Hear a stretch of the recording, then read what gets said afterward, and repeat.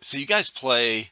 You guys are in SoCal, Southern California, and based on your Instagram, uh, what I've seen, pictures on there, you guys are hanging out with and playing with at the same fields and with some of this, a lot of people that I've talked with on here, like Samurai, freaking Nicole Gaming, Hasmeme. Who do you guys know? The Shogun team Yep. and Team We Brotherhood and all them. actually we just met Shogun last Monday at Code Red. Two of us went. It was our first time playing at Code Red, and Brotherhood introduced us to the guys at Shogun. Yeah. And that same weekend, we also had ACU crew there. Hasmeen, Undead Fred were there. We had Brotherhood there. We had Nicole there. We had the guys over at the Hawaiian Shirt Gang there. There Holy was like shit. 7 or 8 teams, Wine shirt too. and we all went, and they accidentally put us all on the same side for the first match, Oh shit. and it Yeah. was our public match, and we just obliterated the other side. And it got bad enough that during the middle of the matches, they started pulling people from us and putting them on the other side because they were just like, "This is too much." Right. Yeah, we're gonna have to split you guys up, man. That's crazy. Hey, can you Oh, guys there The he see it? is. match, the Now we match can see was you. yeah, the match was like 4 or 5 minutes, and it ended up only being like 20. It was what now? You're cutting out. Yeah. Oh, I was saying the original match that they had. Whoa. Whoa. I'm not the only one that got that, right? Nope. Yeah, he dropped out, didn't he? He left the call. Yeah. Uh, But yeah, the original match where we had all of us out there, it was supposed to be like a 45-minute first round public match, ended in like 20 minutes. Oh, I'm sure. We had them pushed almost all the way back to their respawn. Oh God, they were not having fun. Yeah, they definitely weren't ready for 6 SoCal teams to show up at the same time. And all be on the same team, right? There he goes. Yeah, there we go. There's Ronan. all right. Wait for the audio to catch up there. Damn mask. No, okay, there we go. There we go. Now we got it. Yeah, man, you're at the hospital, right? So, yeah, you're gonna have to. Yeah. So what? Now normally, for the hospital thing, whatever, you normally don't do the hospital security. No, it's just like the last security company I was with. Uh, it was called NPS Security up in over there in Temecula, and I was getting paid for so little to do so much. I was getting paid 13 an hour to do a shit little stuff. Like Yeah. I can say any talk any way I want, right? Yes, yes, yes, yeah. So rules are there are no rules. Okay, you can talk about whatever you want. You can talk however you want. You can say whatever you want. I don't care about cuss words. I don't care about whatever. Okay. And this is recorded. So if somebody has, if somebody needs to take a piss, well, since there's a group of you, it's different. If one person has to leave, then it's no big deal. But if anything happens where it's fucked up, and we need to, edit that part out, I can. Okay, because this will come out like in a week and a half or so. Oh, okay, cool, Okay. Yeah. cool. Gotcha. Okay, 'cause I'm a vet. I'm an army vet, and no filter. Yeah, no filter, man. Sometimes it slips out. Yeah, People are weird, man. They get weird about like I think when they know that it's like on YouTube, especially guys that have YouTube channels themselves, they think you can't cuss on YouTube, and I'm like, bro, have you read their rules? Like, there's so many channels that are popular that they cuss all the time. Like, it's not a big deal. So Yeah, that's speaking of what I was recently not that long ago watching Needs Gaming, watching some of their videos, and they take a lot of shit all the time. Oh, for real? Hell yeah. So how did you guys? I saw on your Instagram you guys are a fairly new team, right? Like almost 2 years, just a year and a half or something. You started in 2021 together, but how long has, or I guess, have each of you guys been playing, or who's been playing the longest? Think I have, right? Or Probably either Ronan. me or yeah, Out I of think I us. might have been. Actually, Yeah, I I'm don't like know. How long have you been playing Reaper? I'm like the baby right now. I just started like Yeah, shit. then I'm probably I the think this year. longest playing player. Yeah, I mean, not this I've year, last year. I've been playing for I want to say I don't know whether I'm going into my fourth year or fifth year. I'm going to say the fifth year, but I could be wrong on that. It could be the fourth Okay. year. Yeah. Yeah. Yeah, What about you? What I'm about still you, good Jaeger? here. It's been about 3 years.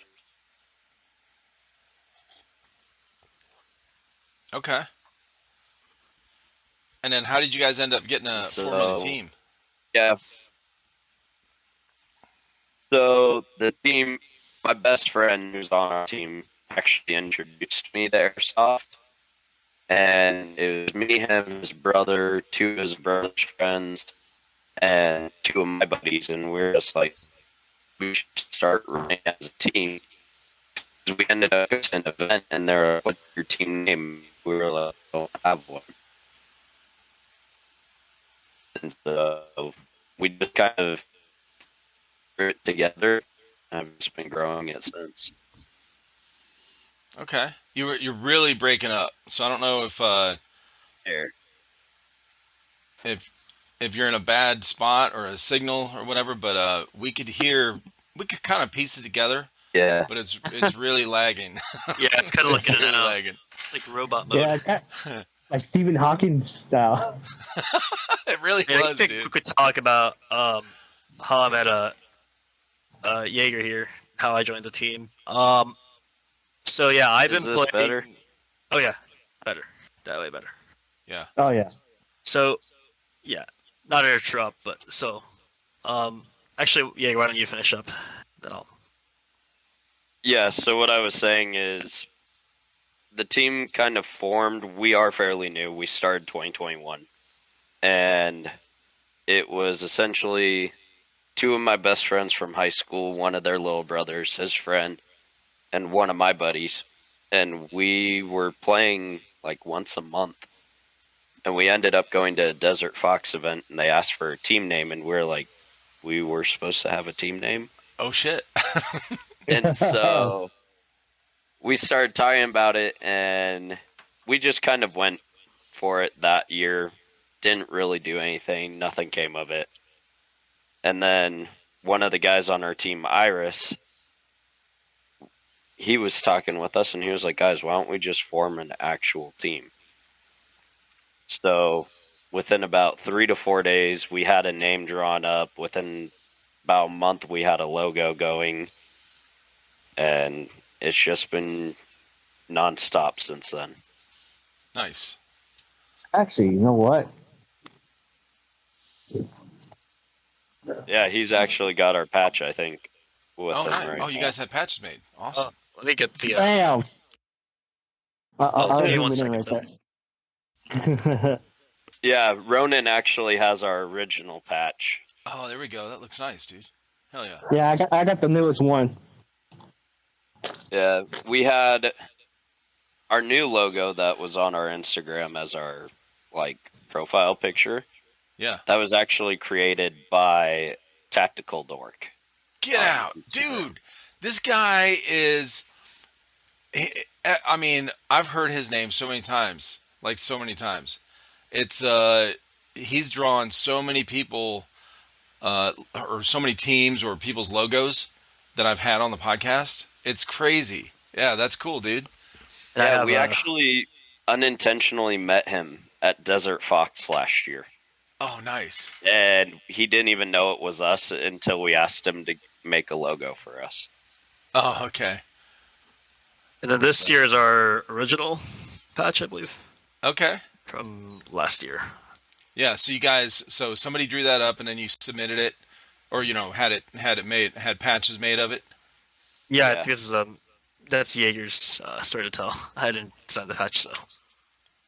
Yeah, it was actually one of our buddies that drew it because we gave him the idea, and we all kind of had like different things we wanted in it, Mm-hmm.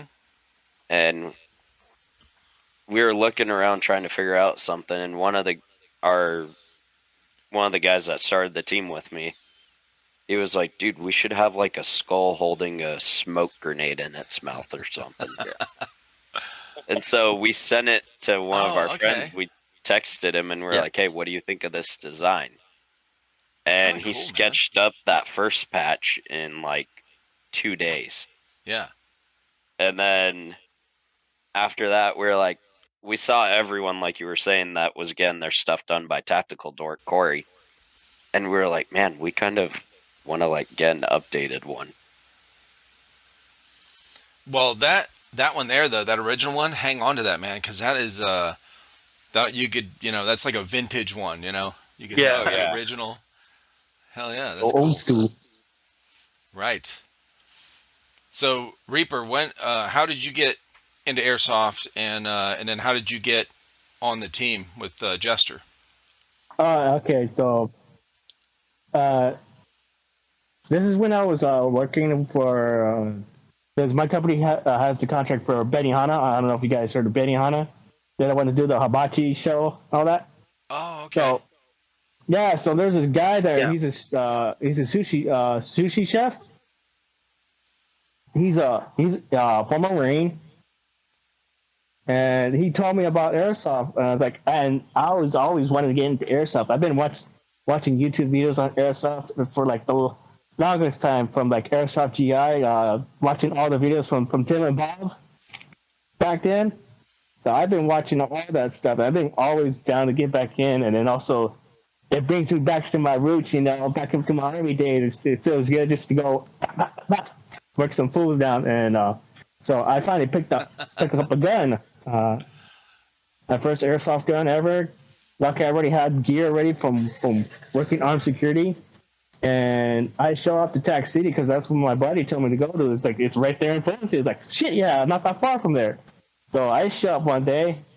I actually met some guys there that were either still in as National Guard or ex-military like myself. One of them, some of you guys may know them, Cypher? Yep. Yeah. I met him, and then Jaeger, I think you were there too. Then that's how we first met, huh? Yep. Yeah, because I was like the only idiot there walking around with an actual plate carrier with level 3 steel plates. You showed up with plates? Oh yeah. I mean, you got... That's awesome. Yeah. Yeah, because I'm kind of old school when it comes to training. It's like, you got to train how you fight, right? So, because I used to wear plate carrier, but over here, because technically here, they don't really need armed security. Just they should be fine with just regular unarmed. But hey, so I'm just rocking, my micro chest straight from Hey Strategic. So that's the system back here. We were messing with him because he brought the full plate carrier. And he was like, guys, wait, like, lift this up. And we were like, why'd you bring real steel plates to airsoft? Yeah. Talk about overkill. All right. No, but I was running the gunning too, and then then I was like, hey, because I know they have a team. It's like, hey, so what I need to do to join? It's like, come show up. So I showed up again, met them up. All right, played with Iris and them. Met some other guys that ended up joining, and one of the guys that's on the team now, his name's Brian. He's with another team too as well. That team is 141 Nuts, and I met. Yeah, I met him at an Airsoft GI event for the male game meetup, and they were doing a live roast my build show there too. So if you look it up, I'm the first guy that shows up. I mean, at that time, I used to have a long ponytail going on, and I was the first guy up, and I was kind of the wild guy. So that's my second time on YouTube. So right now, this is gonna be the third. Oh shit! The first So you got to time meet up was, with the Airsoft GI guys. oh yeah, I got to meet up with Boaz, Cisco. Nice. Kevin wasn't there, but I met all the other guys. Even got some of the some of the parts from my M4 there too as well. I picked up my M4 at Evike, the one that has Battle Labs in Ontario.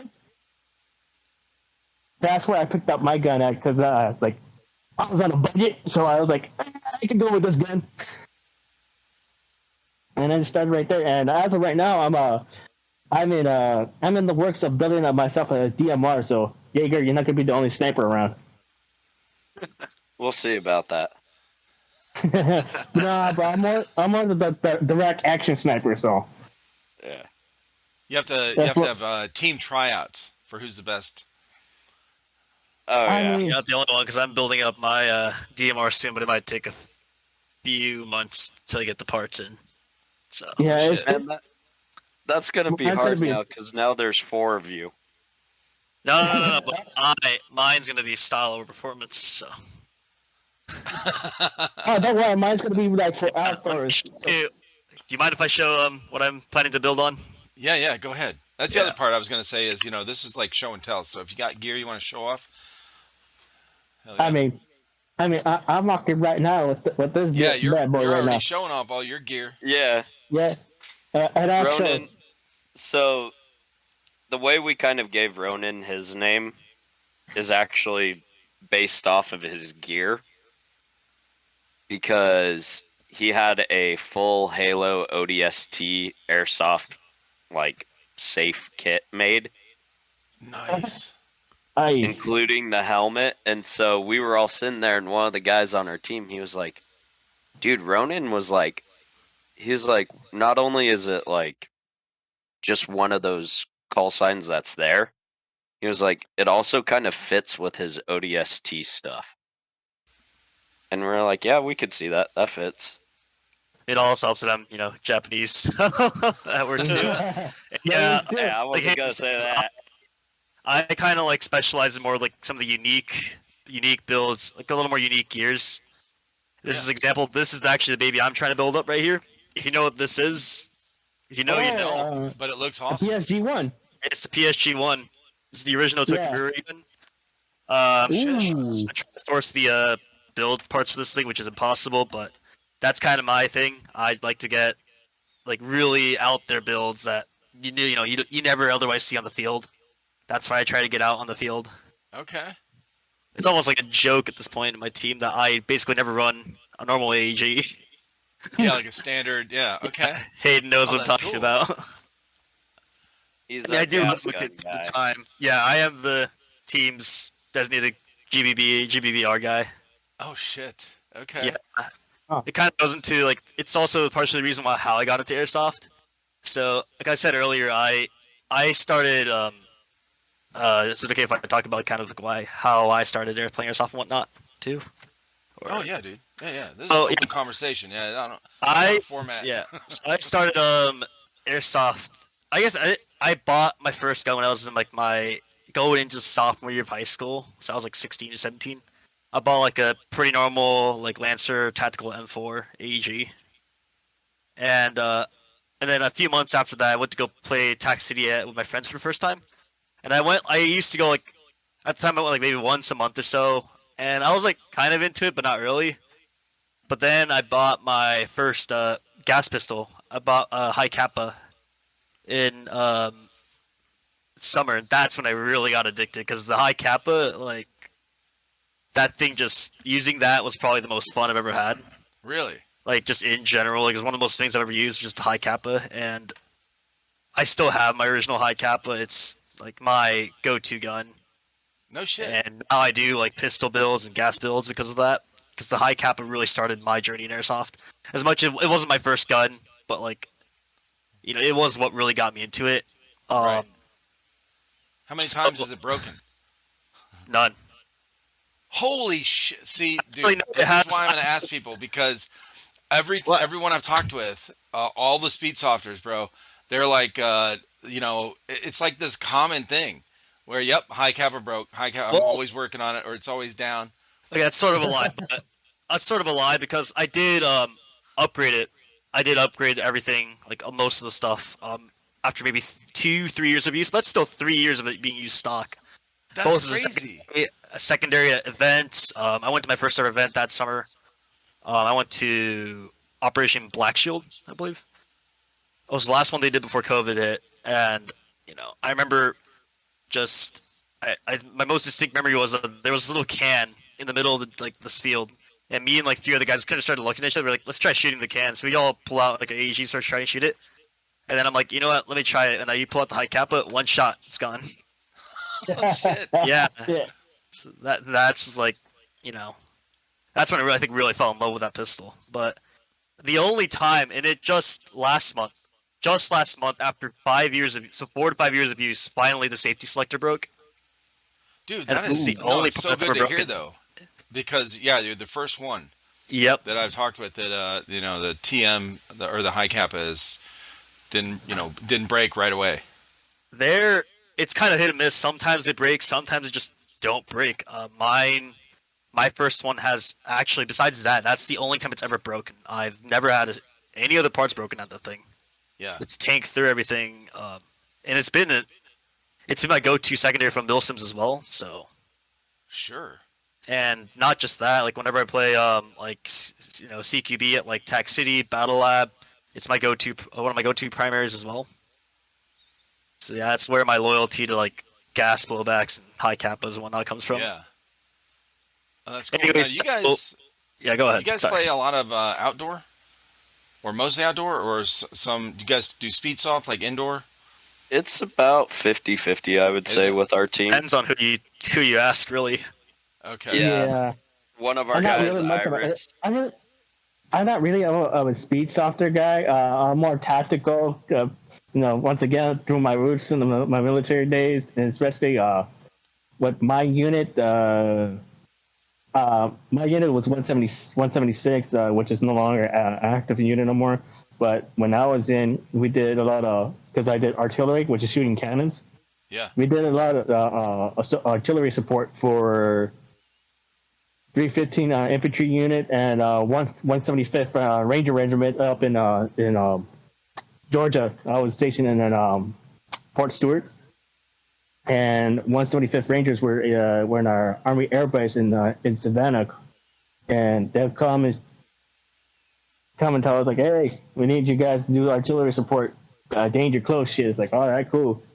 And one of our firing points was in what's called the red zone of the map, where you can use small arms, like, you can shoot with your gun, use grenades, like, handheld grenades, or like flashbangs, 9-bangers, smokes, regular hand grenades, and 40 mics. And the one we're at, there was a shoot house not that far away. They came and was like, hey, we're going to breach this, clear this shit. You guys want to come with us? And they went to my section first, and I was at the last one, and we were like, fuck yeah, let's do it. It's like, all right, you guys got any ammo? I was like, oh, no, we just got empty magazines. Like, what got you like that? So they hooked us up, they loaded us up with mags, we go around beaching, carrying this shit. It was fucking dope. And I like that's why I want to get into I wanted to get into airsoft, especially milsim, because it takes me back to my roots to the back in the days. So you girls like shooting getting all and that. geared up and playing outside, like where you can use those kind of tactics and okay, yeah, it makes sense. But for most of our team, it's pretty 50-50. One of our guys goes to Tac City almost every week. Okay, so Yeah, he probably knows couple of- Crisis, or probably most of you guys know Crisis. Yeah, Tech he City knows Girl. Crisis really Yeah. well. And so, like, he runs with the guys at 141 Nods a lot when it's over there. So he runs with Airsoft Italian, or CLSN Sentinel, Airsoft Chris. He runs with that whole crew of guys over there. Oh, okay. I haven't heard of those And- guys. Okay. Yeah, I just met And Sentinel then- yesterday. Actually, really cool dude. Nice. Yeah. Oh yeah, Yeah, he's a so- cool guy. Yep. So he runs with them. We'll try to hit TAC probably once a month or so. Yeah. But a couple of our guys prefer outdoor, a couple of our guys prefer indoor. But no one's really opposed to one or the other, so we'll hit both all the time. Yeah. Right. And then like me and a couple of my friends, especially me in particular, I basically hit Battle Lab like once every week. About I would say Battle Lab Evic, Ontario. I hit there probably about at least once every 2 weeks, if not once a week. Then occasionally I switch out to Tac City. I used to go to Hollywood Sports a lot as well on yeah. Saturdays, but I haven't gone there in a while. I would say, like I I haven't don't gone there think for a few anyone months, on at least. our team's gone there for 2 or 3 Yeah, months. it's because I got two of my friends and I just got two of my friends like into airsoft, and like they got addicted to the high kappas. So I'm kind of stuck playing indoors for now because because I can do outdoors not much, but like indoors like Tac City and Battle Lab, that's where it's like really fun. Right. Hey, Pistols. doesn't Iris have a hookup to SE Village? Yeah, I've been trying to get that from him honestly. If he's selling it, I'm still interested. Yeah, because that's so there's Code Red you guys play at, right? There's Battle Labs, Tac City, Hollywood Sports, SC Village. Like there's a shit ton of fields. And I haven't hit within, it, but N1 is nearby too. N1, right? Yeah. Yeah, that's we've right. hit. I think the only one we haven't hit is Giant in San Diego. That Oh, yeah, Brotherhood Giant, right. flat. Having a giant. Oh, For Brotherhood, yeah. Okay. Brotherhood's one of our good friend teams, so we go with them to a lot of places, Gotcha. and they'll invite us around to events. So like we'll go hit N1 with them, or whenever they're up here on the north end of Orange County. Kyle usually calls me and goes, "Hey, I'm up here. Where are we going?" And I'm like, "Dude, you gotta give me a little heads up." Right. So you guys are in so what the closer to LA? Yeah, Okay. Yeah. SoCal areas. yeah. Yeah, well, I heard you say earlier you went somewhere in Temecula. So I know where that's at. I used to. I used to live there. Okay. Yeah, I Yeah, used to have but then friends I'm- that lived out there. Yep. Yeah, but then I moved back down here into Orange County. Gotcha. Yeah, we I just talked with Storm, the poet, yep. and Storm's a good friend. Yeah, he was talking about somebody out in Temecula, and yeah, okay. Yeah, That's pretty cool. we've I've been talked meaning with so many to people play in with that them. whole area where you guys are at. Yeah, there's a whole mess of us. Because one of our guys, Iris, I want to say it was back in like May or June. The guys over at Biohazard started the Tactical League events. Oh, okay. And he was like, dude, let's go hit it. So we hit it, and that's where we met ACU crew, Undead Fred, Asmeen, Yeah. Hooney. Oh Like- shit, yeah. Who I forgot. Yeah. Yeah, whole bunch of those guys. And so we actually ended up starting to come really close with like Ranger Rhett, all those guys. And so now whenever we go, if one of our guys isn't there, they're like, "Yo, is your team good? Like, where are you guys?" And we're like, "We're all working." Yeah. Yeah, I'm sure it's hard to get everyone together on certain days. I mean, that's just, when I played paintball, there was a handful, maybe 10 of us, 12 of us that would play. We all worked in the same place. And we're all coworkers. So if somebody got pulled for overtime, they couldn't get off, come out on that Saturday or whatever. So we'd run short. But, that's just when you have a bunch of people trying to work out different schedules. Oh, It's yeah. difficult. Yeah. Our team's kind of used to it. Like, we've hit events even in other states where it's only been one or two of us. Okay. Like, me and one of our guys, we went up to Operation Hardline, Ghost Town. It Where's that was at? in it was in a little tiny abandoned polygamous town in Utah. Oh shit, Utah. Okay. And so they took over the whole town for a day. That's wild. Oh. And so it was super cool. We ended up getting to meet a whole bunch of guys up there. We ended up playing with the guys at Utah Savages. And we met another team from Colorado Springs. Like, everyone was like, "You guys really drove all the way out here for this?" And we were like, "Well, we know one of your guys, and we kind of wanted to branch out and see what it's like in another state." Yeah. Because we're like, for us, it's all desert play, essentially. Mm-hmm. Yeah. We're like, up here, you guys have altitude, you have all this stuff, and we're like, we kind of wanted to challenge ourselves. It was a horrible idea. We were Yeah, I'm not gonna 20 lie. When it comes minutes to in. the, sorry, go on. 20 minutes into the first round, we were both looking at each other and we were like, we should have exercised before we came up here. This is horrible. Because we were at like 9,000 feet elevation trying Oh to play. god. Oh yeah, altitude sickness, big time right there. Yeah, we were Yeah. all hit with altitude sickness, and they were like, come on, it's not that bad. And we're like, guys, we just drove from like 5 feet elevation to here. Exactly. Back off. So he's like just walking like a few steps, like. Yeah, I'd Yeah, say it the is worst part. Sorry, go ahead. The worst part was our guy on our team. He was like, I'll bring all the guns. You don't have to bring yours. And I was like, okay. He brought a brand new sniper with him, and that thing weighed easily 10 pounds. Oh my That thing God. was heavy. It was full metal. Holy And Oh. after that, I was like, just hand me a speed loader and an extra mag. I'm just going to run a pistol for the next round. I don't care how much I get shot. I was Oh, taking man, off that just my gave me a plate carrier and flashback right there. everything. Yeah, I think the only gear I wore was my mask. And that was it. Dang, Oh, I'm Because I was sure. just like, It's not I'm so bad. over it. dude. Oh, dude, I was wheezing. It was horrible. Yeah. I imagine. The Yeah. air's so thin you can't hardly catch your breath. Yeah, Yeah. it was tough, but man, those guys up there, those guys have some fun when they throw their events. Because they did like a gulag type match Oh shit. where one Ooh. team had to protect one house and everyone else got to storm it. Oh, But nice. if you got shot, you had to switch sides. Oh shit. Damn. And so it was just like a constant bombardment of this one house.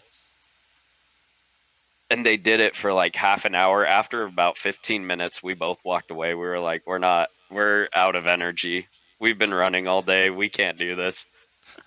And there was guys walking by and they're like, how are you guys tired? And we're like, again, we're not from here. Like, That's But- funny. yeah, we've been trying to do that. We go to Desert Fox in Victorville. That's probably the biggest event we go to, Okay. at least currently. Has everyone here on the call been to that event? Yeah, I've been No, there I haven't. once. Once, yeah, I've been there once.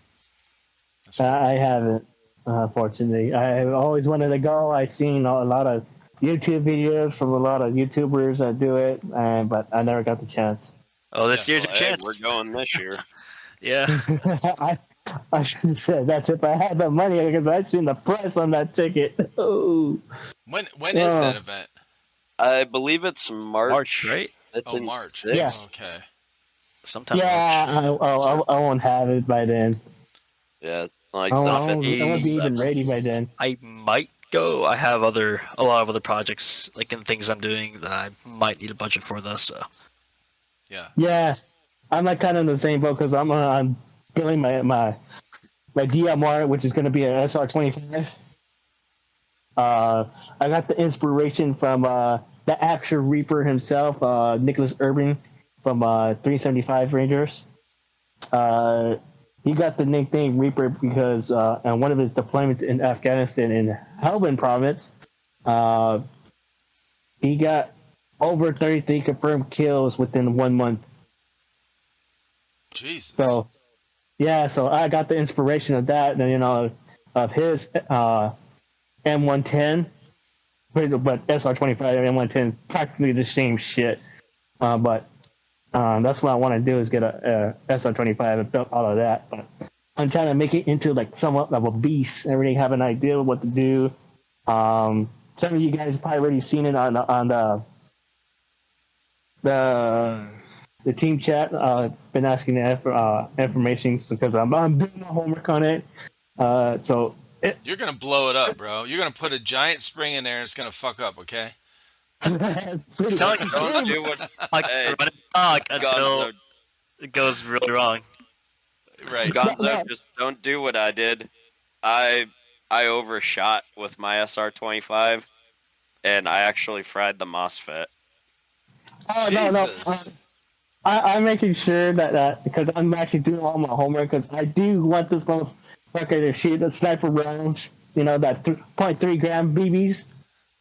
I want to try to And- attempt to do all that. At least your But- SR has parts available. Oh, This because piece of fucking shit doesn't have anything for it on the market. Oh, I'm sure. no, Well, No, 'cause that I- goes I- hand. yeah, That's that why- goes hand in hand with what I'm doing because the base gun. Yeah, I found the one I want. It's Matrix SR25. I'm gonna start I'm gonna get out, swap parts out I'm gonna put a MOSFET in there, but like I said, this is the reason why I can't make it. Like, see, I'll set it in the chat. I'll say it here. I personally speaking, whenever I start like a build or start a setup, I try to run it stock for at least a game or two. Get the feel of it stock first. Because for all Yeah. you know, you might not even like the platform at all. You might not find it comfortable for whatever reason. You might not like the ergonomics. You might not like the weight or the feel of the receiver. Anything like that, right? All the way down to maybe the stock hop-up is great. Maybe the stock hop-up is shit. I like to Yeah. run it for at least 2 games, 3 games, as much as you can. Honestly, not only does it save your money because I feel as though that way you get a feel of the gun and what you need to do to it, Mm-hmm. and so that way, the obvious things you notice those first, and that's what you need to know. Hey, I need to put my money into that. I need to prioritize this change right here. That's why Yeah. a lot of the time, a lot of people say the first thing you should change is the hop up and bucking. There's a good reason why. That's because to be blunt, a lot of the hop, the out of the box buckings and inner barrels they're just not great. Right. Yeah, I experienced that with my M4. I Right. changed out the bucking and inner barrel. So There's only yeah, a handful of guns and companies I could name that have great out of the box inner barrels and buckings. That's Mm-hmm. And even then, even if it has a great hop up and bucking, it might not be depending on what BB weight you're running, especially with DMRs, which you're gonna run a heavier weight for Heavier. DMRs as well. Then you have to Yeah. account for that. So you have to try out. Now you have to try it out with your BB weight. So that's what I mean. I think you should probably run it stock for a little bit, see how it goes first. Don't gut it out right away. You're gonna probably break something anyways if you do. That's Oh, what no, I no, do. no, no. I already know because I want to give it a tryout and try it out first and see how it feels. And then, because one thing is for sure, I am going to put a MOSFET in it because I already took a look. It doesn't come with a MOSFET. And I'm going to have it MOSFET and run it Deans. And I already know what MOSFET, and it's the reason why I can't make it that does a Fox event because I'm going to get the Titan Gate MOSFET. Oh yeah, the Dean's adapters are probably the only thing that I would say is if you can do it right away. Yeah, No so reason. that's what I've been Also- told. That's also That's why I coming was- from the gas blowback guy. Hey, in my defense, my third ever gun is my Murray recoil shock, which I've fully built from the ground up. Everything inside's been gutted out, and that's where I'm coming from. My lessons is that so. For context, my third gun was I bought a Tokyo Murray recoil shock M4. It was bone stock, bought it brand new. The gun was great, but the only problem is with the TMs in particular And a lot of people make a big deal about it. It's not as big of a deal as it sounds, but it shoots 300 FPS out of the box. Yeah. And I wanted to take the guy out. I want to take the baby outdoors a little more because I wanted to. So I wanted to basically get the power up a little bit by like at least 350 because I had to play at the time I was still playing Attack City, so 350. So the problem is the TM stock internals. They're meant to be run that way. You know what I mean? You're not supposed to touch them. Oh, okay. Like that's the thing with the TMs. Like you leave them alone, they'll run forever. But you touch them, it's kind of your responsibility. They might break, they might not break. Right. So I touched it, and honestly, I think that experience alone still made me never want to touch AGs because I just get annoyed by things like shimming the gears. Bro. Oh yeah. Fuck those shims, okay? Those things, if you don't know what you're doing, it's annoying as fuck. So Yeah. I just from that alone, I don't like working with gears. I don't like working with wires. And as much like, I guess I want to say I did have some fun working with it, but that basically made me go, all right, I just don't want to touch AGs generally, never again. Yeah, I think there's like a balance, right? Like if you like tinkering with shit, it's cool to in your spare time or whatever, you're just fucking around. But if you're really trying to get some good results from like doing some upgrades or if it's broke and you got to fix it because you want to use it the next weekend, that it's a pain in the ass, man, because you're like springs are bouncing off the fucking walls. You're when you're popping the gearbox out, you lose a shim these are things that happen to me when these guys would come in and they break their gun. They're like, hey, do you think you can fix it before next weekend? And I'm like, shit, I don't even know what the fuck I'm doing, bro. I don't know anything about airsoft, okay? So I'm looking for shims and they're fucking stuck to the back of my finger, because of the grease and shit. I'm like, where did that thing go? It's so fucking tiny. I don't know. And then And like, the little shit, it's right there.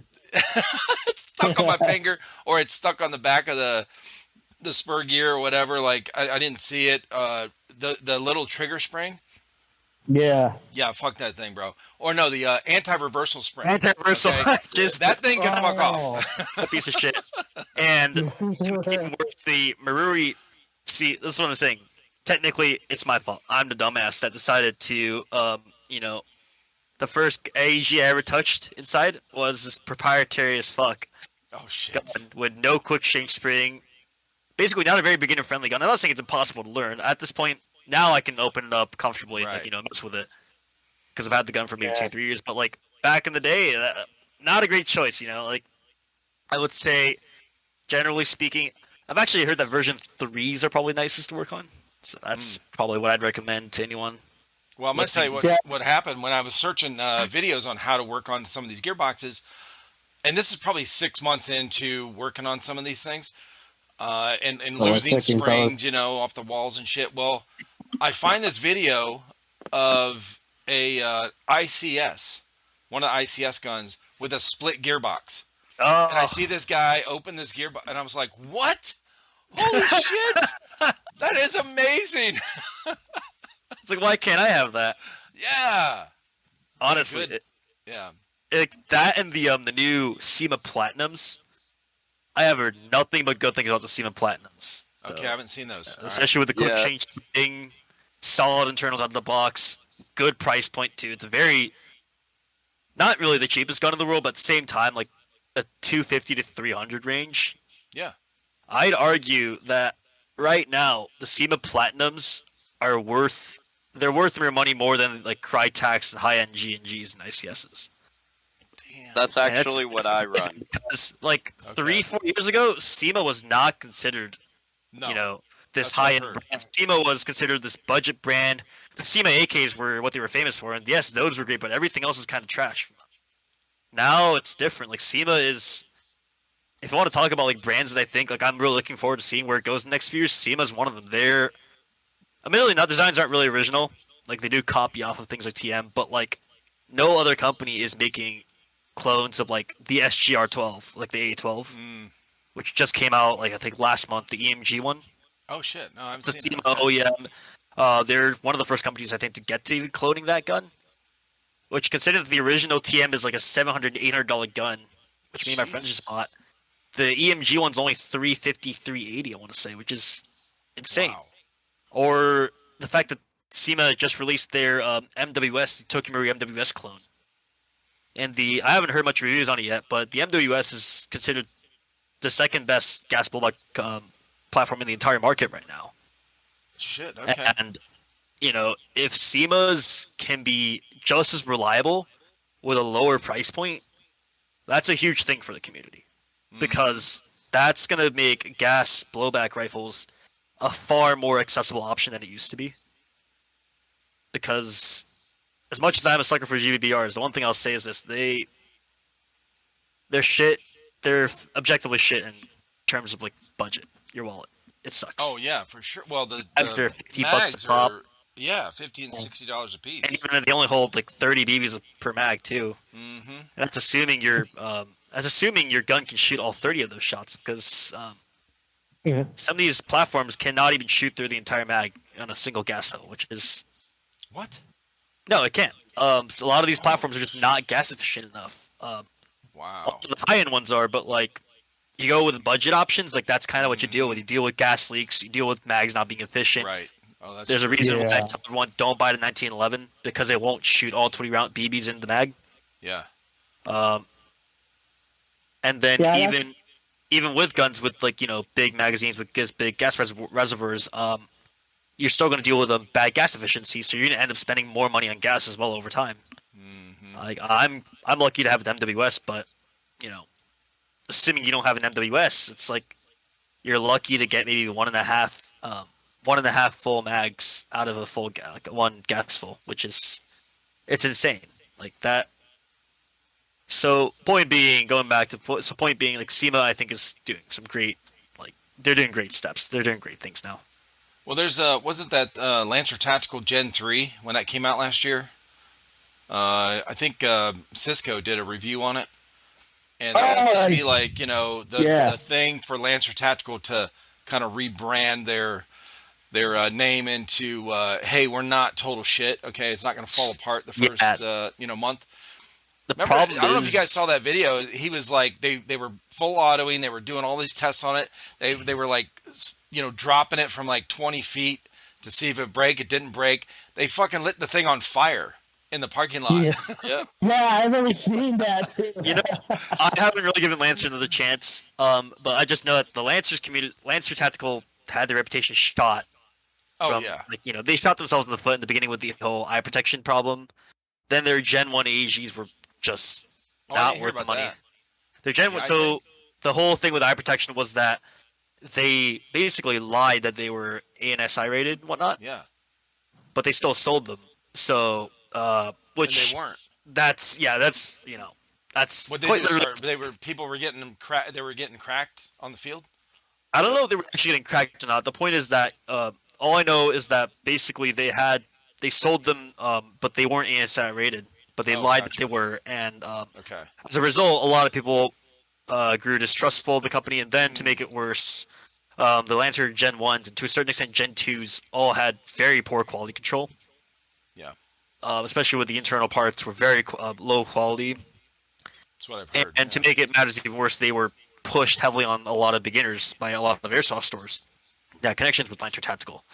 I think that's where the really, really poor reputation comes from. I actually haven't heard much about the Gen 3s.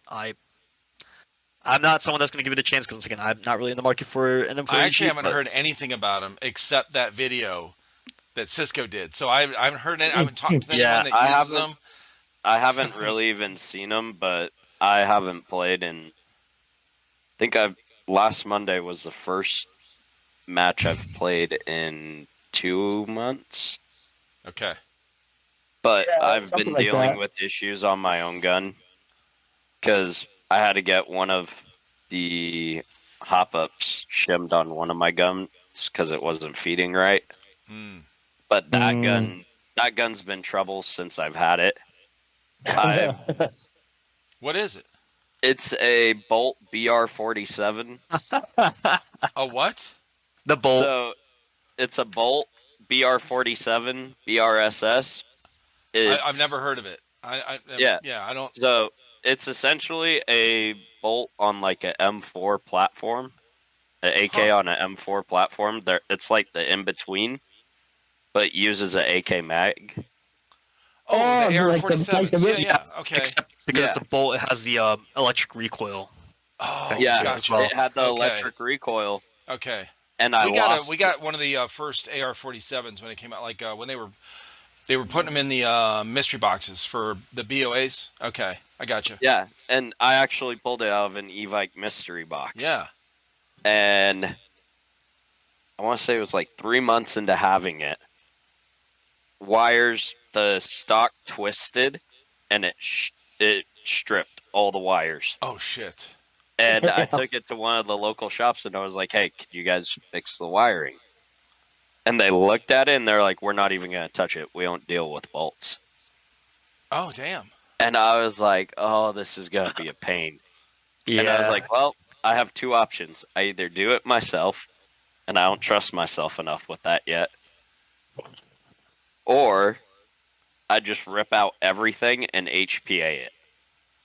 So I just gutted everything internally on it and threw a Polar Star Kythera in it. Oh, okay. And that thing shoots fine. That thing's quiet, oddly enough. It's Yeah, not so you went that from loud. a blowback, electric blowback, with some noise and kick, to The basically a quiet silent. HPA. Yeah. Nice. And joke that I joke that it's like losing the gun soul, but at the same time, I can't believe if the gun's in that state. yeah, like I love that gun. I love running it because it always gets weird looks from people. Because it looks like it's going to be loud and it's quiet. Mm-hmm. Okay. That, and at the same time, I'm the only person I've ever seen run one at a field. Normally, everyone tries to sell them and get rid of them. Oh shit. And I was just like, I'm going to keep it. It's a cool gun. I like it. And you haven't had any problems with the Kythera so far? Not That's really. good. Yeah, I took it into the shop. They adjusted one part, and they were like, should shoot straight. Nice. Good shit So- straight. That's just great.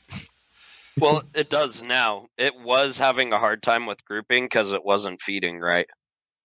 Yeah. But once I got that fixed, but I want to say in the last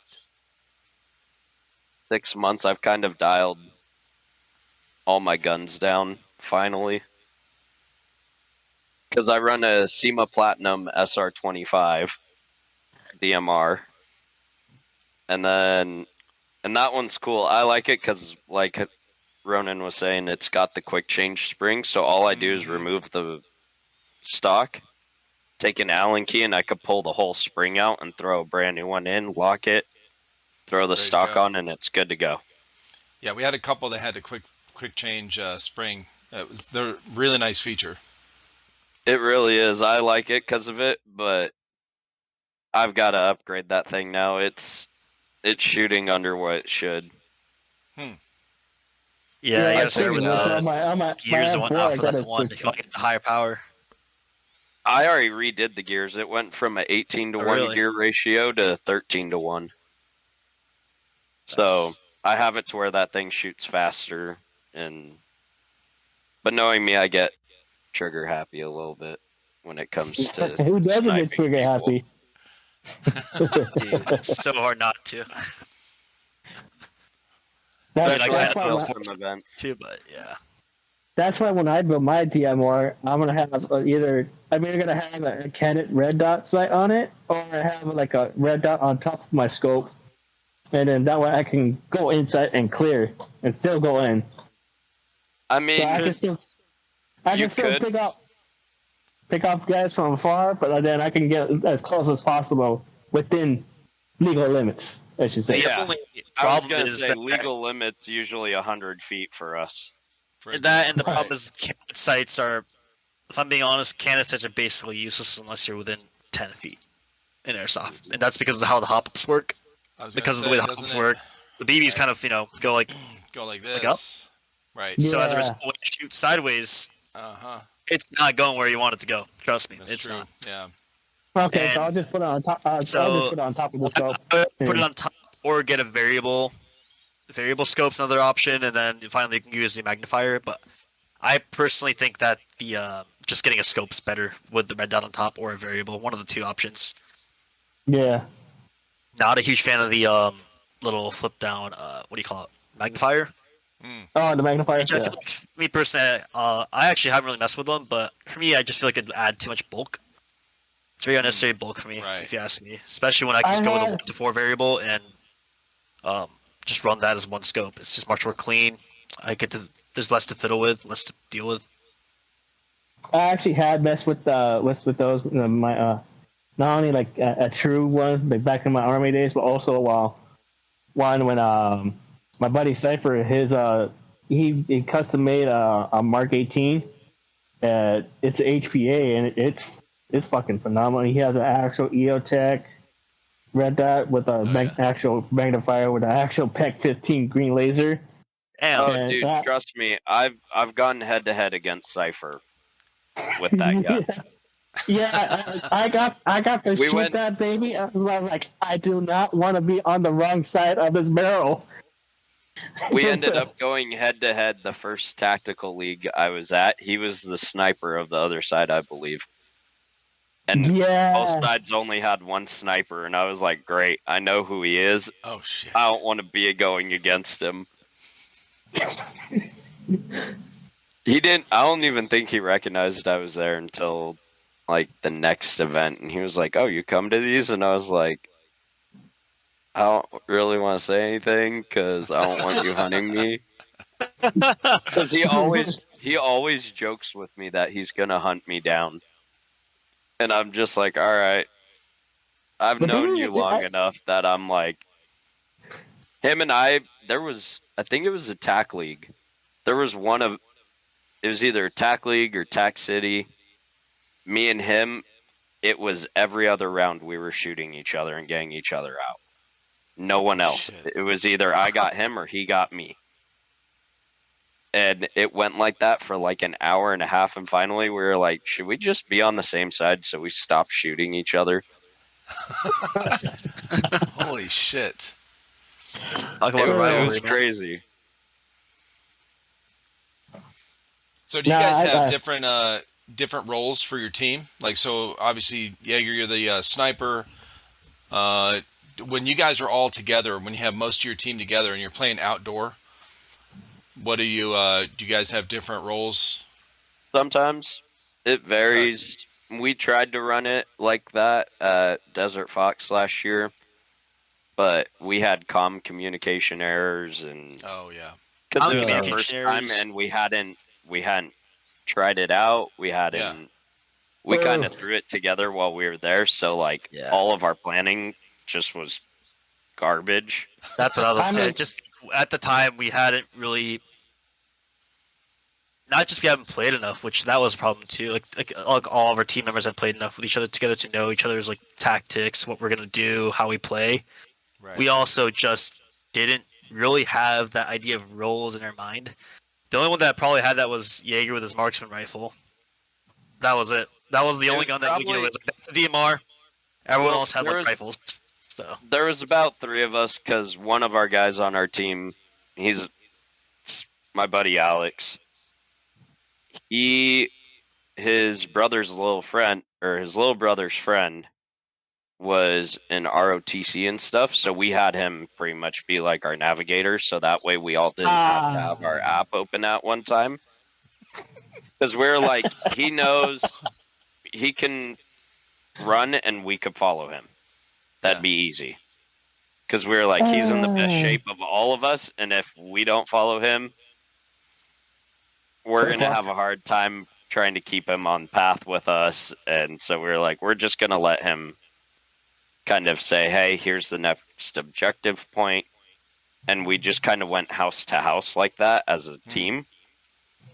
But past that, we all kind of took turns on like being the medic, and because we were just like, it's such a big event that we were like, if one of us gets killed, it's going to be at least 30 minutes before we find our team again.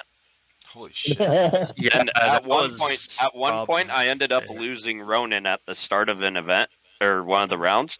I didn't see him till the round was over, and I was like, dude, where were you the last like hour and a half? Holy shit, dude. Honestly, Yeah. that's kind of what ended up happening on the second day too. I kind of just went off, and that was probably ironically, this is actually my favorite memory of Desert Fox. Me and this I randomly went to this building that I didn't really think anything was happening, and there's one other dude there. He's like a older kind of like dad type of age, if you know what I mean, like 40s, 50s, and he's just there by himself with like a I want to say it was like an EBR or something, and then we kind of we were gonna keep going in a certain direction. Then we noticed that the entire like a good chunk of the enemy team's like pushing toward us, and we were the only two people in that building. So we bunkered down in there until all of our guns' ammo just ran out. Holy shit. It was Yeah. we were for a good 45 minutes just trying our best to um use whatever speed loader we'd had on us. I was running a Talking about gas AK. Alamo. I was running The like gas AK, so like I was down to like maybe 250 shots from the start. Oh my Yeah. god. And Damn. the worst part of it was, and I felt really bad about this the whole like following week. We had cleared like 6 buildings on the other side of the street from the building he was in, and we didn't know he was in there. And we were like, we totally could have gone in there and helped him out and pinned the other team, but we didn't know he was in there, and it messed us up. Yeah, Because my comms was down too, so Yeah, his comms there was was nothing down, me so and we my couldn't contact buddy him, there could have done.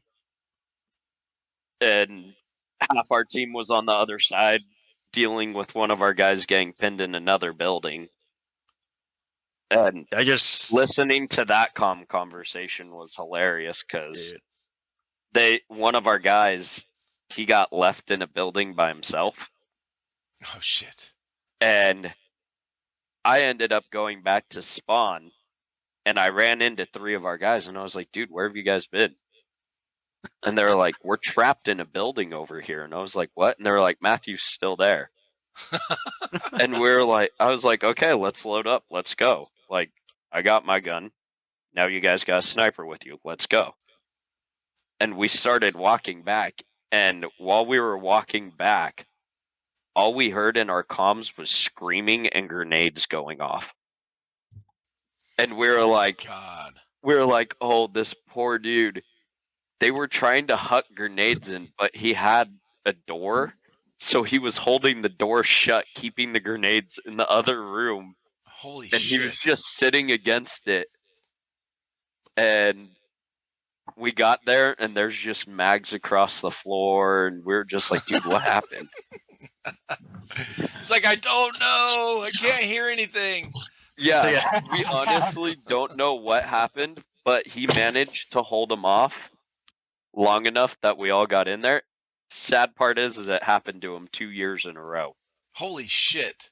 Damn. The first year I went to Desert Fox with him, where we didn't know we had to have a team name to go under and all that, he got trapped in a building. That's all we heard was screaming and stuff. Yeah, just need to exit out of here. In the second year we heard it, but it wasn't as bad, and we were just like, dude, we're gonna keep someone with you 24/7 because like we don't need you dying off in some corner being surrounded by about 20 guys at once. Right. You'd think, yeah, hey, I'm not going to do what I I did last need year. an adult. I'm going to hang out with one of the teammates here. Well, they were in a squad of 5 on that side, but it just so happened the other 4 got killed and ran back to respawn, and I met up with them, and on the way back, he ended up getting pinned down in there, and we were just like, you need to find a way to move into a new location. Oh boy, that just gives me flashback to my day in the army. Oh, Yeah. but yeah, Similar that story event, though with the earlier story I said earlier. That's kind of similar to what happened. Me and the other dude, because like he got so bad that we started just like I was running my Mark 23 pistol and I was trying to snipe across to this building on the other side, and we were getting pelted by machine gunners and whatnot. We're like, there's nothing we can do. We were out of ammo on both our primaries. We're like, well, fuck. Yeah, what do you do then? nothing. Call Did you have a- yourself did you have out. a- back to the reload area at that A point. melee weapon? Yeah. I've only seen a melee weapon work once at that event, Yes. I need to get it. and it was because we were Everything okay? upstairs Yeah. and we heard them coming underneath us, and some guy jumped down the flight of stairs with a plastic knife, and he got one of the guys, and we were just like, "You had that?" And he was like, "I always have it." And and he ran off.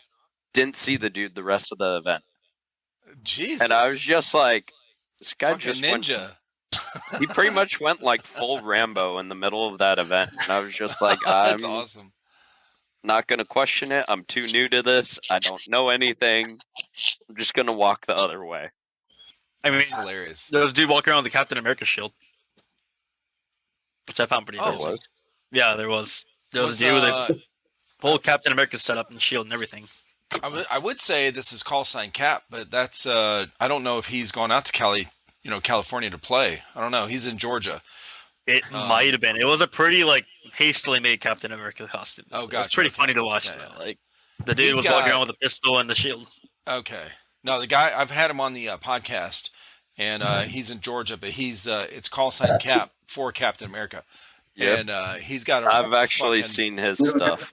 Okay, he's got a badass looking shield. Yeah. Oh yeah, his, I've kind Definitely of different guy. a couple of us were talking, and we were like, man, we want to go over to the East Coast and like get to hang with some of those guys Hell at yeah. their big Milsim events over there, because it'd be a challenge for us. But we're like, we talked to people over there like Airsoft Brittany. We've talked to Oh yeah.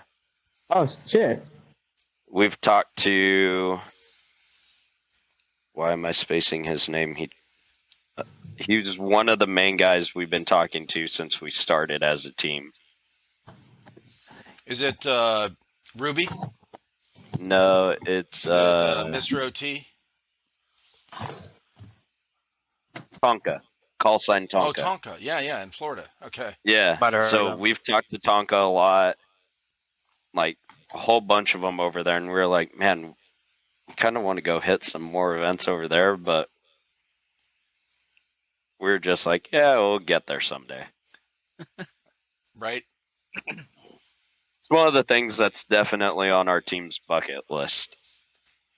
Well, I mean, that's a big commitment, man. Like to go, well, just the travel part by itself. Oh yeah. From East Coast to West Coast is a huge, thing. Like if you have a team of people going, you all either buy plane tickets and try to stash your gear, right? Bring your gear with you and hope that they don't break it or, throw it out or, because if you don't have, we were just talking with Little Miss, we did the monthly backspin and she was talking like, the air tank, you've got to make sure that thing is completely empty. Like they, if it shows any kind of, air pressure in there at all, they can't have it on the plane.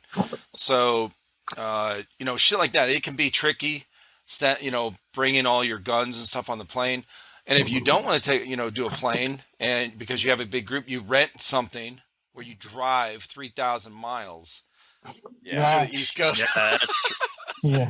And then by the time you get to your event, you're exhausted and you're so sick of being in the same van with your teammates, you want them on the other team on the event, okay?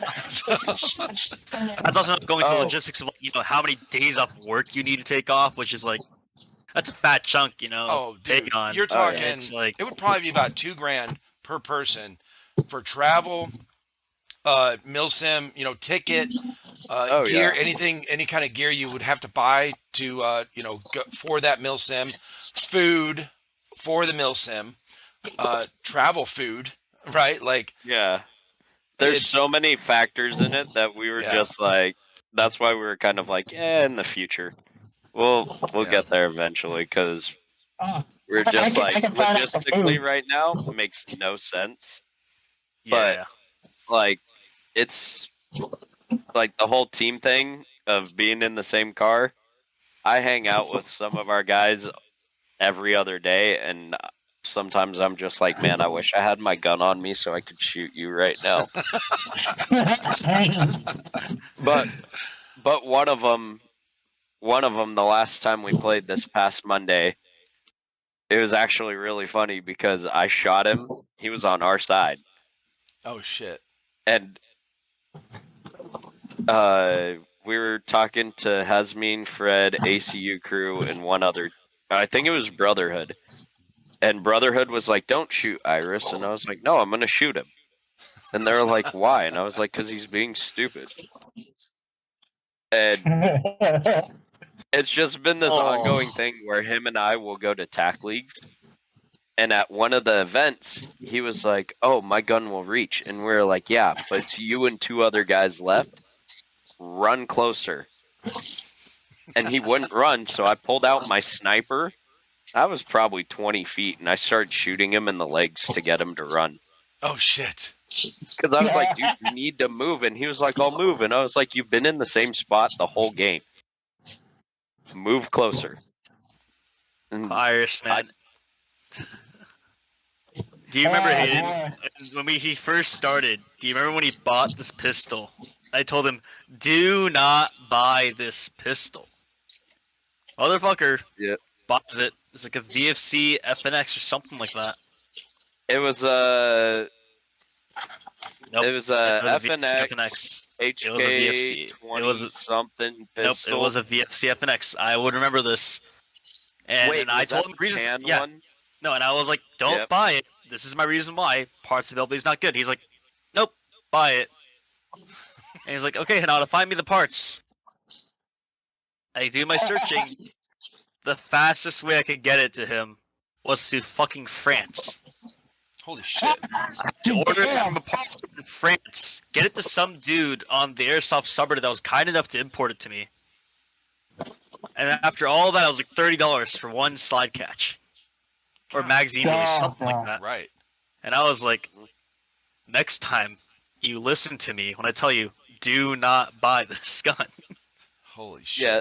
So it's really funny. The reason we call him Iris is his name stands for "I require intense supervision," Yeah. Yeah. Nice. because within the He's an first adult. within the first 3 months of playing airsoft, he broke like 4 guns. And we're like, "How are you breaking them?" Jesus. And he was like, "I don't know." We went to one game. He had I think it was it the Jag Arms Golden Eagle M4 machine gun? Golden Eagle LMG. And Golden Eagle LMG. yeah, the Golden Eagle LMG. Shoots it, works fine. Goes the next round, and he goes, "Guys, it won't shoot." And we were like, "What do you mean?" So we pull it out, find out it was just the battery. So we switched out the batteries. Next round comes back, and the whole butt stock is falling off the gun. Jesus. And we're like, "Did you Jesus. drop it?" And he was like, "No, I have it on a sling." And we're like, "How'd it fall off?" And then like a month later, just the internals went to complete shit. Stuff started breaking on it. And we're like, "This was a brand new gun when you got it. It's only been 4 weeks and this thing's trash." I think he still has parts of the internals, and he's like, "I'm gonna build it up," and we're like, Oh my god. "No, please, like, just leave it in the trash. Just let it go." To be fair, in his defense, though, I don't think the Golden Eagle guns have a reputation of being of high quality control. I think that was the reason why it broke. In his defense. Yeah, but he's also broken an M4. Trying to think what Jesus. else. So Like, he's basically an airsoft graveyard. yeah, like he built up a boneyard gun, and somehow that thing hasn't fallen apart yet. And I'm just like, I'm waiting for the day for that to catch fire in the middle of a match. Boneyard gun that I also told him not to buy. Yeah, Sure enough, it's now gutted out. It's now HPA'd, right? that's the HPA gun. Yeah. So there was no point in buying That's why that. I'm Just waiting could use for it to anything. catch fire. I mean, it's HPA. It's fine. I don't know how you could possibly. Actually, you'll find a way to destroy it. I don't know, man. It won't be my problem. Well, if you That ramp up the like if you run it at too high a pressure from your tank, Does what would that what does that do to the gun? What's it gonna break the bucking or Probably the I stripped the the gears. nozzle? nozzle and the gears. Yeah. But yeah, it's hilarious because he's always like, "Guys, I got an idea," and we're like, Oh no! "Yeah." No, Yeah, that's not a good Half the idea. time it's us either sitting there going, "Oh no," or we're like, "Let's actually see how bad this crashes and burns." the other day we got to talk out of trying to put a gas blowback unit into an ARP9, Yeah.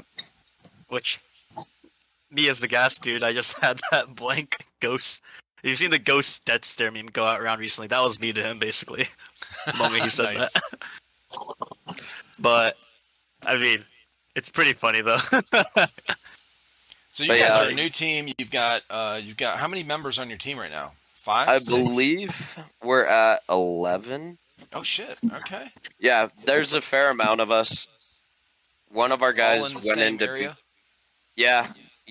We're kind of spread out between like Long Beach to I'd say like most of Orange County. So we're all kind of spread around. It's either guys we've met through Airsoft or we've known each other for before. Yeah, like my buddy and his little brother that are on the team with us, Alex and Matthew.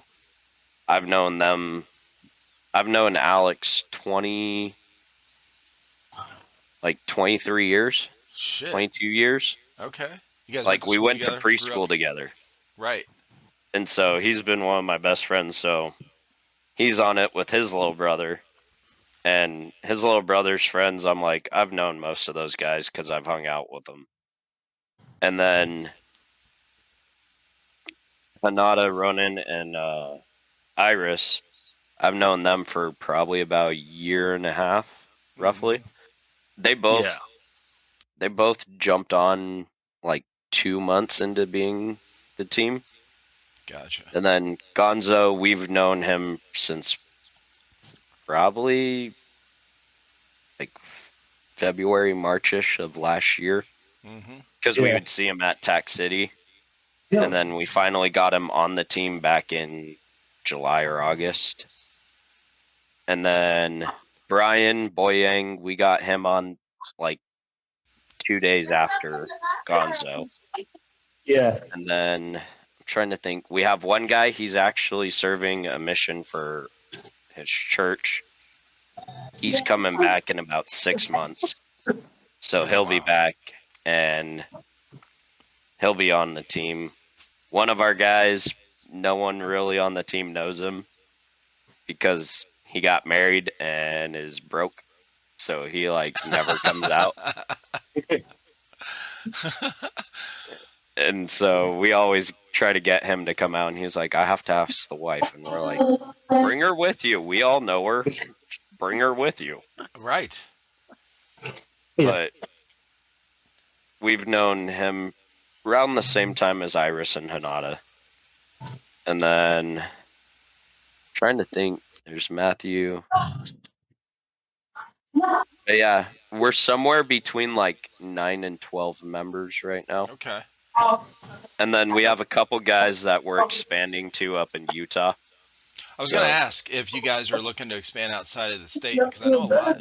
Most people I've talked with that have teams or are on a team or started a team, they're they've gone kind of spread their team outside of their own state.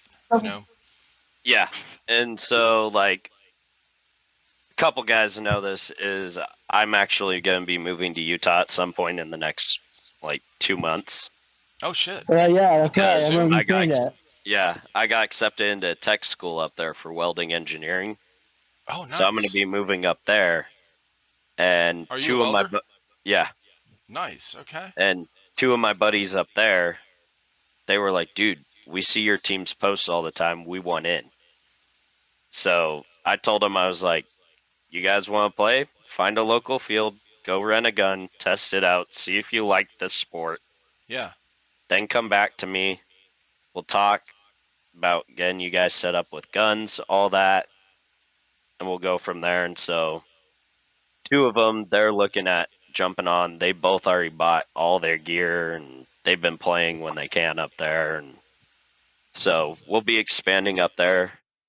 And then two of my other buddies out in Georgia, they're talking about potentially joining the team. Nice. So we'll probably be Georgia. within a state or two.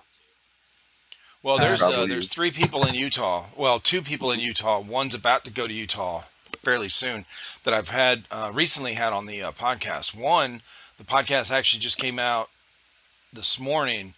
It's his Instagram is K9USMC. So he's in SoCal where he plays at the same field you guys play at. Older guy. He hasn't played in quite a few months because he had his rotator cuff surgery or whatever. But Oh shit! That sounds then- really and he- familiar. yeah, he's got a YouTube channel called Keys Neighborhood.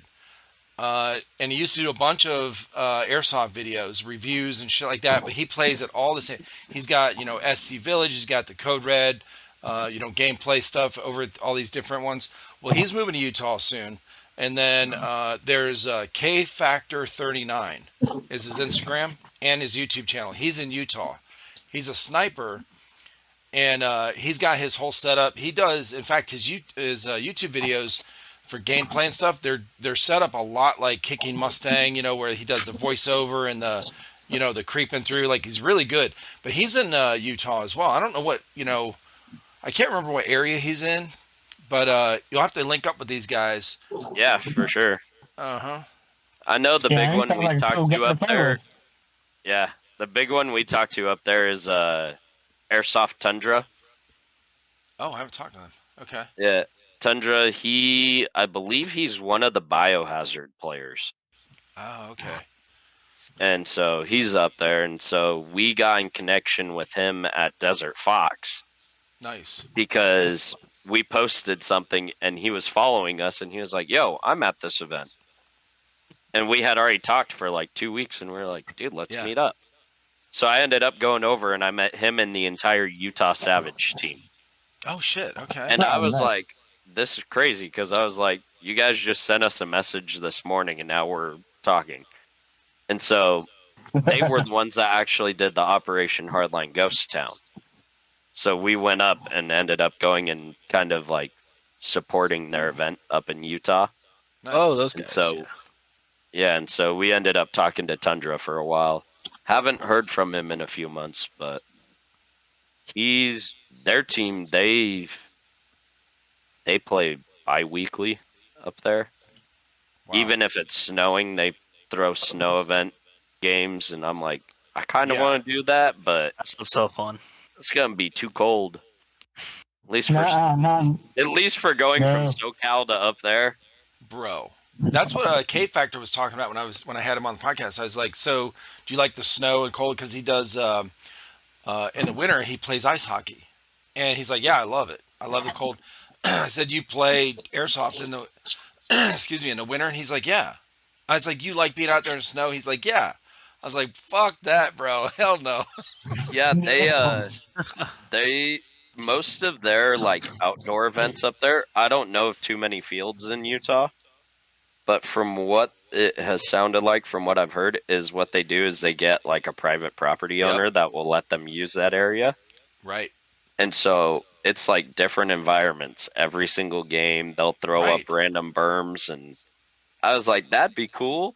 That's pretty cool, man. But I was like, in the Yeah. snow, I don't know, because you Not could in the be snow. walking and you could be in waist deep snow like that. Falling. Yeah, you're gonna fall in a fucking Exactly. hole, bro. Or you're And, gonna die, fall face first in your face in snow. Yeah, but it's someone that's played in nowhere but SoCal. I'm kind of tired of the whole desert shtick, so Yeah, you want to change That's it up. my I thing. mean, I'd actually you know. love to play somewhere else personally. Mhm. And I mean, I don't think I've talked to anyone on my team about this yet. I'm planning to move back to Japan sometime in the future. Oh shit. After Oh damn! either in about either 2 to 4 years, I'm planning to move back, and I'm Oh, visiting fun. again. I'm probably gonna be in Tokyo, Okay. and I actually I might try to go out to a field. I'm going back home. I'm just visiting home this summer, and I might actually try to go out and play. because I've seen some airsoft gameplay videos from Japan, and the fields there look Oh, fucking awesome. dude. So Yeah, there's Not one of the bad. guys I had on. He has his own podcast. He started recently, Defro Airsoft. Check him out. And then he's in Japan. I think he's around that area. And then Mayday-san. yeah, I I don't know made if it you on. Yeah, follow him. I follow him a lot. I I had him follow his on. videos. Yeah, just this past month. So he's up there, you know. So yeah, you'll definitely have to link up with some of these guys if you end up going back. Yeah, for sure. That's cool. But Damn. yeah, I might try to like when I go back this summer. I might try to because I'm planning to go pick up a gun there anyways to bring it back. So Gotcha. I might just Of take my course mask with you me. are. Hey man, what can I say? Hey, if you want, hey, well, you know Mayday-san, you know his YouTube channel. He's got some specialty guns, bro. Yeah, that's where I get really a lot of does. inspirations for my guns too. Uh-huh. Honestly, a lot of the ones I own, it's like, you know, we overlap. Like our collections overlap. Like I have a lot of the same Okay. guns he does, Yeah. like the MWS and the recoil shocks. The He new started ones. showing off the all his guns that on the podcast. He starts, I was like, well, let's go over some of your gear because behind him, as he's sitting here, behind him, you could see some of it, like on the sides of him in the view. And then he scoots over, and I was just like, this whole fucking armory of guns, and that wasn't even all of them.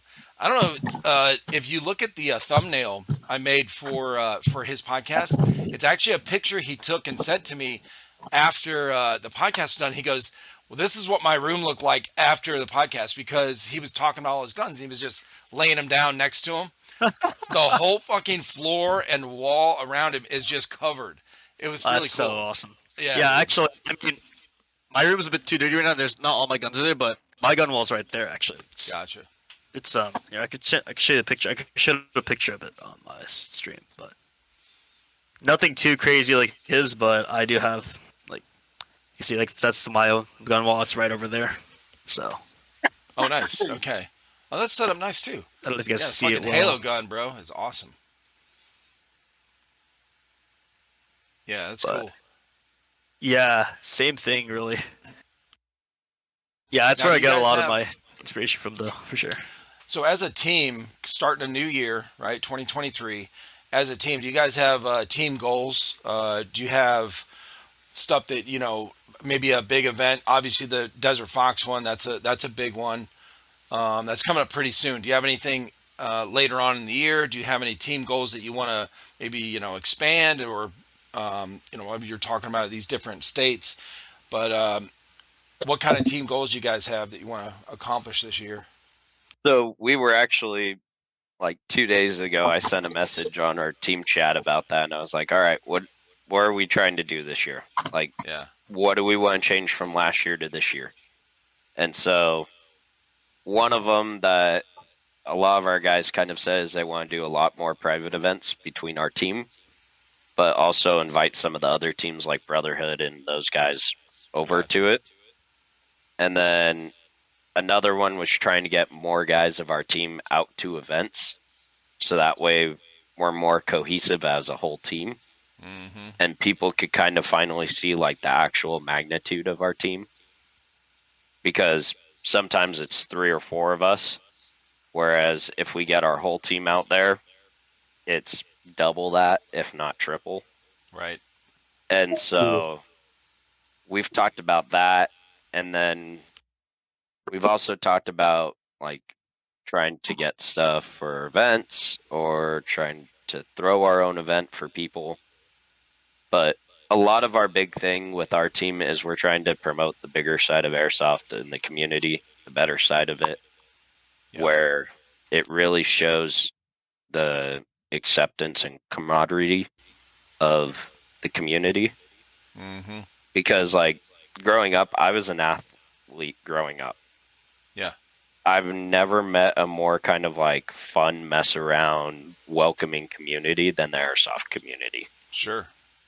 And so while everyone's posting like, oh, there's this cheater and that cheater and all that, we're like, if that's all the content is, that's all it's going to be. Yeah.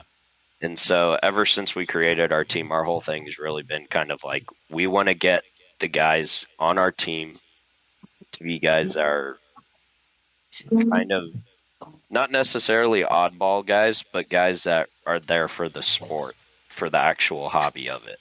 Mm. Like, we could get competitive if we want, but that's a team decision at that point. Yeah, I mean the competition thing. There's a balance, right? Like it can't be completely not. If you had to choose extreme either side, too much. If you're too serious, too much competition into it, whatever, then it takes some of the fun out. And then if there's no competition, like, oh, we don't care who wins or loses, well, then where do you stop that? Like, well, I don't care if you call your hit or not, because I don't care if we win, it's fine. I don't care if you call yourself out. I don't even care if my BB hits you anymore. Like, how far do you go with the no competition? I'm just out here to have fun and shoot my BB gun, like what is, so there is a balance with competition. You want to be able to push yourself a little bit. You want to be able to coordinate with your teammates, make some progress in the game. Oh, yeah. But it's just like the sports we played in high school and stuff. Yeah, you get heated, especially when you're a teenager. But you are taught how to be a good sportsman. There's a good sportsmanship, and you don't lose your shit on the field, or the court or whatever it is, or else your coach is gonna bench you or make you run laps, or you know what I mean. Like there's some consequences. So Yeah. Yeah, And that's kind of one thing I've instilled on the guys on our team when we first created the team was, and even still, I kind of try to tell our guys, like, hey, if there's an issue with the ref, tell me. I'll personally go talk to the ref. That way there's not 8 or 9 of us complaining to the same dude, and they're all going to think we're an issue. And I was like, it's easier if it's just one of us. right. Because then it's a little bit more one-on-one and it's easier to talk it out. Mm-hmm. Because most of the issues that I've seen in Airsoft, if you just talk it out part ways and say, hey, it was a good hit, sorry if I got heated, turn around, walk away, solves 85%, if not higher, right there and then. It's done. Yeah. And so I tell my guys, I'm like, I get like getting getting hyped up for our side and stuff, being competitive at like Desert Fox and stuff. I get it. I was like, I personally don't want to hear one of our guys go, hey man, you're an effing cheater at like some little kid. I don't want to hear that. No, hell no. And so I tell all my guys, like, that's part of the rule of being on the team, is like, just promote the good side of it. Yeah. Don't be a dick. Because a lot of us, we grew up, we saw guys that were now their age when we were starting that were complete dicks. Yeah. And it's like, do we want to be that guy? Or do we actually want to be the guy that's actually kind of showing, hey, bring some of the teenagers and stuff. Like, it's a fun event. It lets you blow off some steam. Mm-hmm. And you get to have fun and meet a bunch of really cool people in the process. And so that's really our team's kind of thing, is like, we really want to kind of push that side of it. And I think that's something we're really going to try to promote more on our page this year, is really kind of pushing more videos and stuff of like just us kind of messing around, having fun with it. Yeah. This actually reminds me of a conversation I had with my friend. I went to Tech City just last night with one of my friends, and in the moment after I basically, like, I made a New Year's resolution, quite literally. I was like, you know what? I'm just not going to even talk about people that didn't call their hits anymore. Like, what's the point? Don't get me wrong. If it's like blatantly terrible, like repeated, going on the entire night, then I'll probably bring it up to the ref, right? Like, that's what you're supposed to do. If you feel like there's a consistent problem with someone not calling their hits, you bring it up to the ref. It's that's done. You don't go up to their face and start screaming at them or yelling at them, which I've actually seen a lot of people do. Some of them even done it to me. And what I've noticed is, like, it's an honor sport, right? And this is one of the most honor sports. It's even more so than paintball, because paintball, right? Ball hits you, there's paint on you.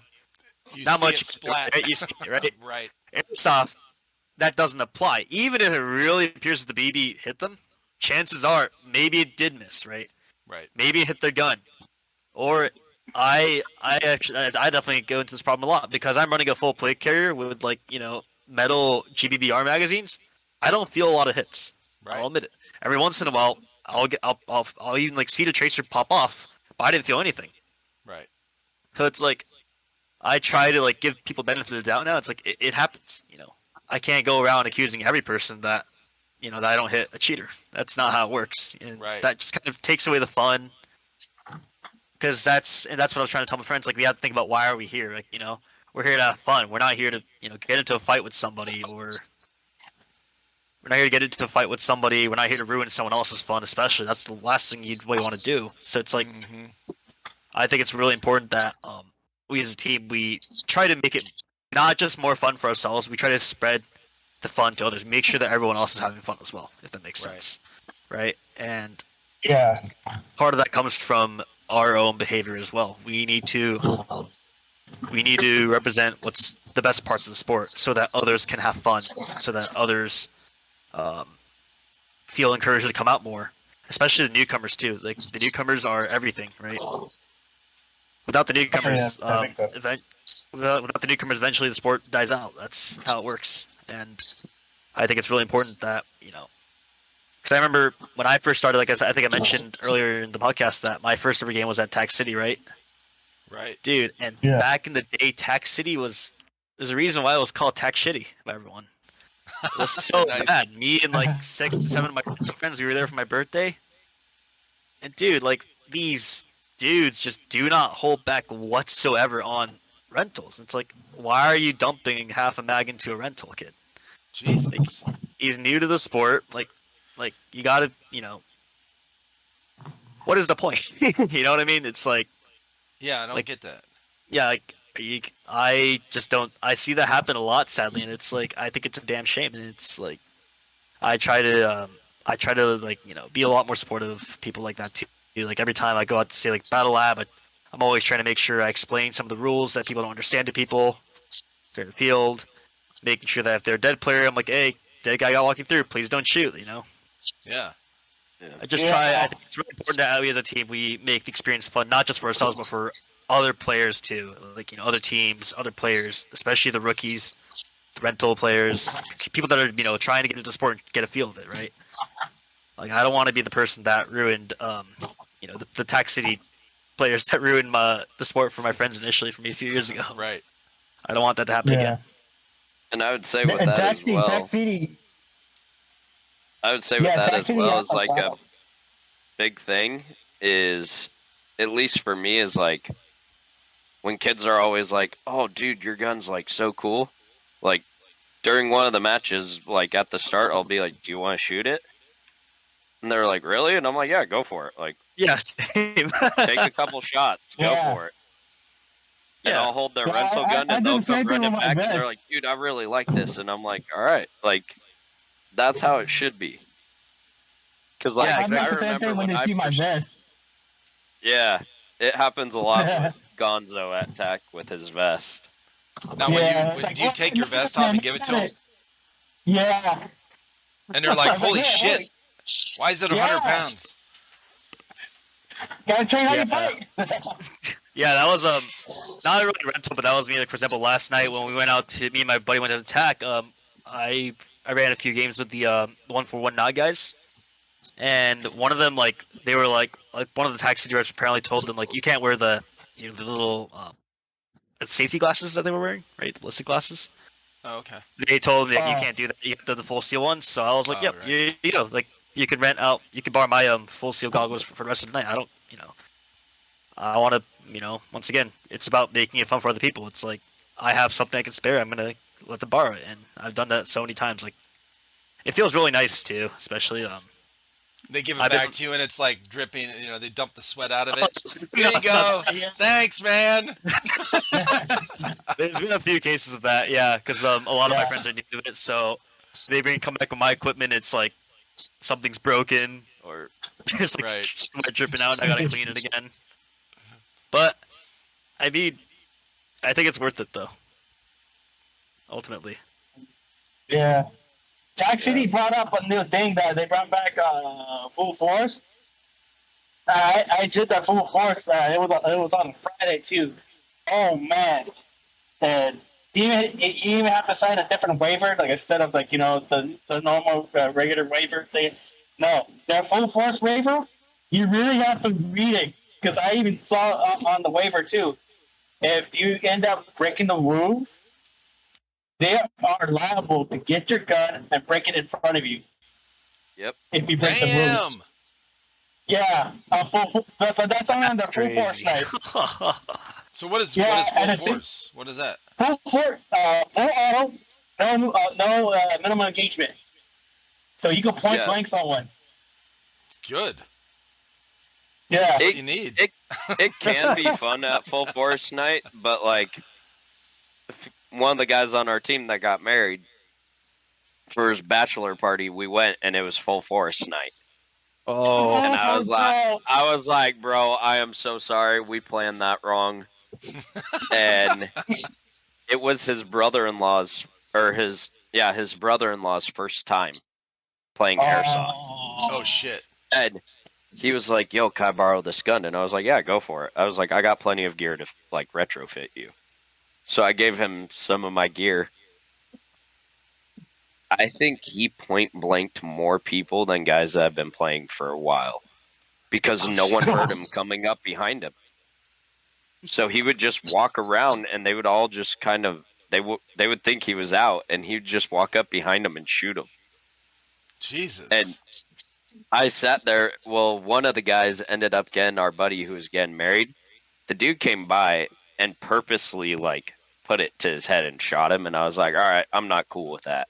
That's fucked up. yeah. Because I was like, "That's messed up." I was like, "You had the option, and you chose Well, wrong." If you're sneaking around and Yeah. you're legit, like where you're creeping and crawling and whatever, and they don't see you because of that, that's cool. Stealth kill, whatever. But if you are just pretending that I don't know what I'm doing, maybe I'm out, maybe I'm walking back to spawn kind of thing, and people see you, and then you turn around and say, oh, I'm not dead. I think that's fucking Yeah. bullshit. It's a fucking Well, dick move. what it was he was actually looking at one side of the field, and the guy Yeah. came running up around the barrier, saw him, and the dude was in, and he purposely like backtracked just to shoot him in the head and keep going. Oh shit. Yeah, And I was that, like, really, dude? that's Yeah, kind of And like so, I don't see the point of that. It's like I feel it's just kind of Yeah. like feeding your own ego. It's like Right. congratulations, I guess. yeah, Right. and so like Try to after see that, the- I was just kind of like, I was like, you know what? I'm not gonna get mad about it because I was like, it's a game. It's the first round. We still got the rest of the night. I don't want this to ruin Yeah. the rest of the night. Mm-hmm. And so we ended up just screwing around the rest of the time, having fun. And I think that's like one thing Ronan hit on is like, it's our whole team as a whole to help provide that. Like when we get a lot of our guys together at events, we'll sit there, we'll crack jokes with each other, we'll be playing music during refill, and like we'll be messing around with guys from other teams, and like we're genuinely there for a good time. But when we're on the field, it's like, okay, like you were saying, like that little bit of the competitive side, there's a Right. good balance of the two. Mm-hmm. Well, with that being And said, it's so- like I feel as though the behavior, your behavior off the field translates into the field as well. For sure. For example, I'm not saying I do overshoot people, but say if I was to overshoot someone, right? I'm probably gonna choose the dick that was being a dick outside the field, right? Like, I feel as though it's always like a good thing to like, how do you put it? Like, just be a generally good, just a decent person. Yeah. Just try to be a decent person off the field, so that way, when you're on the field, you're having a good time together, right? Everyone's there to have a good time, and I feel as though that includes your time outside the field, whether you're reloading, whether you're talking to people casually, right, meeting new Oh, people. for sure. It's always important because that way, when you play together, you have that connection, right? Like you just Not only talk to that, these I mean, people. you're the character, like your character, honor and character, what you have. You're not gonna not have it off, outside of airsoft, and all of a sudden, have it while you're playing airsoft. Like it's one and the same, and that's one of the things we've said on here on the podcast before is, look, when we end it is airsoft is an honorable sport. Be honorable off the field as well. That's a Yeah, good thing to work towards. Don't be shallow. Don't be if your self-image is fucked up, work on it, okay? And if you don't know if it's Yeah. fucked up, and you want to find out, if you're one of those guys that is sneaking up or running up on somebody or blasting the rentals, Red the Bulls. 12-year-olds, okay, full Yeah. autoing this shit to make yourself feel better about yourself, then your self-image needs some work, okay? That's a good litmus test for real. Yeah, I Yeah. always kind of like me personally. What I do is like, if I could get a kill in a round, I'm like, okay, that was a good round. Yeah. Because Yeah. there's rounds where I'll sit there and I'll go to kill someone, and I get shot, and I'm just like, I had them lined up. Oh yeah. Like, I mean, for sure. And so I just kind of gotten to the point where I'm like, you know what, I'm gonna push myself harder than anyone else, just because I want to challenge myself in it, but still have a good time. So like, what I'll do sometimes is like, okay, this round I'm gonna try to get 3 kills instead of 1, and just stuff like that. And I think like it also goes back to the people you surround yourself with at the fields, Right. Oh yeah. because like some of the guys we've met, like ACU crew, SS Easy, the guys at 141 Nods, Biohazard, Brotherhood, like I never would have thought in my whole life I would have been able to meet this many people just by starting a Team Airsoft Instagram and having some of the coolest friendships from it. Right. And it's guys I know where like, even if I do leave, if I come back, they're going to go, hey, we got gear, let's go. Like, Yeah. and I think that's one thing that really kind of attracted me to the community is it's like people genuinely want to have a good time. Sure. And while there is competitiveness and everything, like it goes back to the honor and everything we've said, there's also that side of like you're still able to challenge yourself, but it also kind of makes you self-reflect on yourself on like how you are as a person, I think. Because like you were saying, like you kind of got to do those mental checks of like, am I the one going up and blasting all the rentals? Yeah. So it really kind of helps kind of keep you in line of like my nephew wanted to go play one time, and I was like, dude, I don't know if I want you to go. And he was like, why? He was like, why? And I was like, I get you're 14, but you're skin and bones. I don't want you getting injured and your mom putting it on me. If your dad comes and your dad's cool with it, I'm cool with it. If Have them not, wear layers, oh, even with players, he'll still I'm in breathe. the same situation.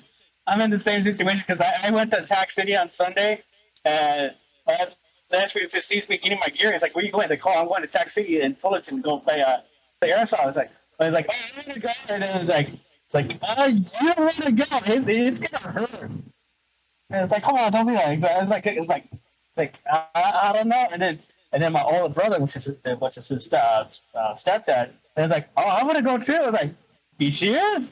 He's like, "They want to go," and then I was like, I to your mom, Diego. And but they didn't go anyways because they didn't have the money to go. So then lucky I was able to go. And it's been a minute since I went to Tax City, and like, God, I needed it. Good relief. But yeah, like when I was telling my nephew about it, I was like, I'll make you a deal in a couple years. I'll take you. But I was like, I knew what was going on that night at the field, and I was like, I don't want that reliability on my head. Right. And so Yeah. because it was full force night, and I was like, my yeah, poor no, nephew no, will get no. obliterated. Hell No. no. Hell For no. his And first time, so right. I told him, I was like, when we do a private event with my team, I'll have you come because our guys aren't going to be point blank popping you in the head. See, as much as like I get full autos, like haha, fun. Personally, like, I don't know. Me personally, I don't really run full auto too much. I don't think But- anyone does. I don't think like really like. I get the appeal of no MED, no MED. I personally like a lot more than I don't like the bang bang rule. I don't like surrender. I was gonna ask you that. Yeah, if you That's guys not bang bang really- rule or no. Most people I don't like it. I don't fuck with the bang bang or Yeah. I always have to apologize to Attack City because I'm used to Battle Lab. Battle Lab has its own class system. Like the Breacher class with the stop 300 guns can full auto point blank, and then so on. Right? You have these classes like semi-automatic 5 feet, or burst 5 feet, and like marksman, semi-auto 10 feet, things like that. Right? You have these classes there. So you're actually not allowed to call bang bang or surrender there. So I'm used to just I see someone, Yeah. Right. Bang. pop them. Yeah, I Right. don't really. I'm just gonna like bang, you're down. So And that's every kind time of I like- attack, I have to apologize because I always like as soon as I see someone, I don't care how close I'm just gonna go bang. You're gone. The reason why I don't like And- bang bang is because I've found that it actually causes a lot of fights. Oh, At least in it's dumb. my Yeah. experience, a lot of people It's have a like dumb a lot of people rule. just start fights over surrender and bang bang, Yeah. and I ultimately, always go Usually- for Usually, what I do is I only call bang bang if it's a little kid because I'm like, Right. I don't, well, that's I don't true. want to Yeah. shoot a little kid that close. Right. well, Yeah. I also But where if it's like if it's someone else, I'll purposely back up and then shoot them, so that way I'm within range. Because I'm like, I don't want them to turn around and be like, "You didn't do it within range," and I'm like, well, that. I try Or to if it courtesy happens, kills. I'll just look at him and I'll just be like, "I'm out." I try to do gonna call courtesy it. kills. So if I see someone that I know they don't know where I'm there, like I have the ability to sneak up on it, then I kind of go behind them, just kind of like tap them, and Yeah, just I've kind of seen keep that pointing as at them, well. and I'm like, bye, like. Right. You're out. Generally, even when people break MED on me, I actually don't like. I actually don't even. I usually just ignore the fact that they broke MED because I don't care.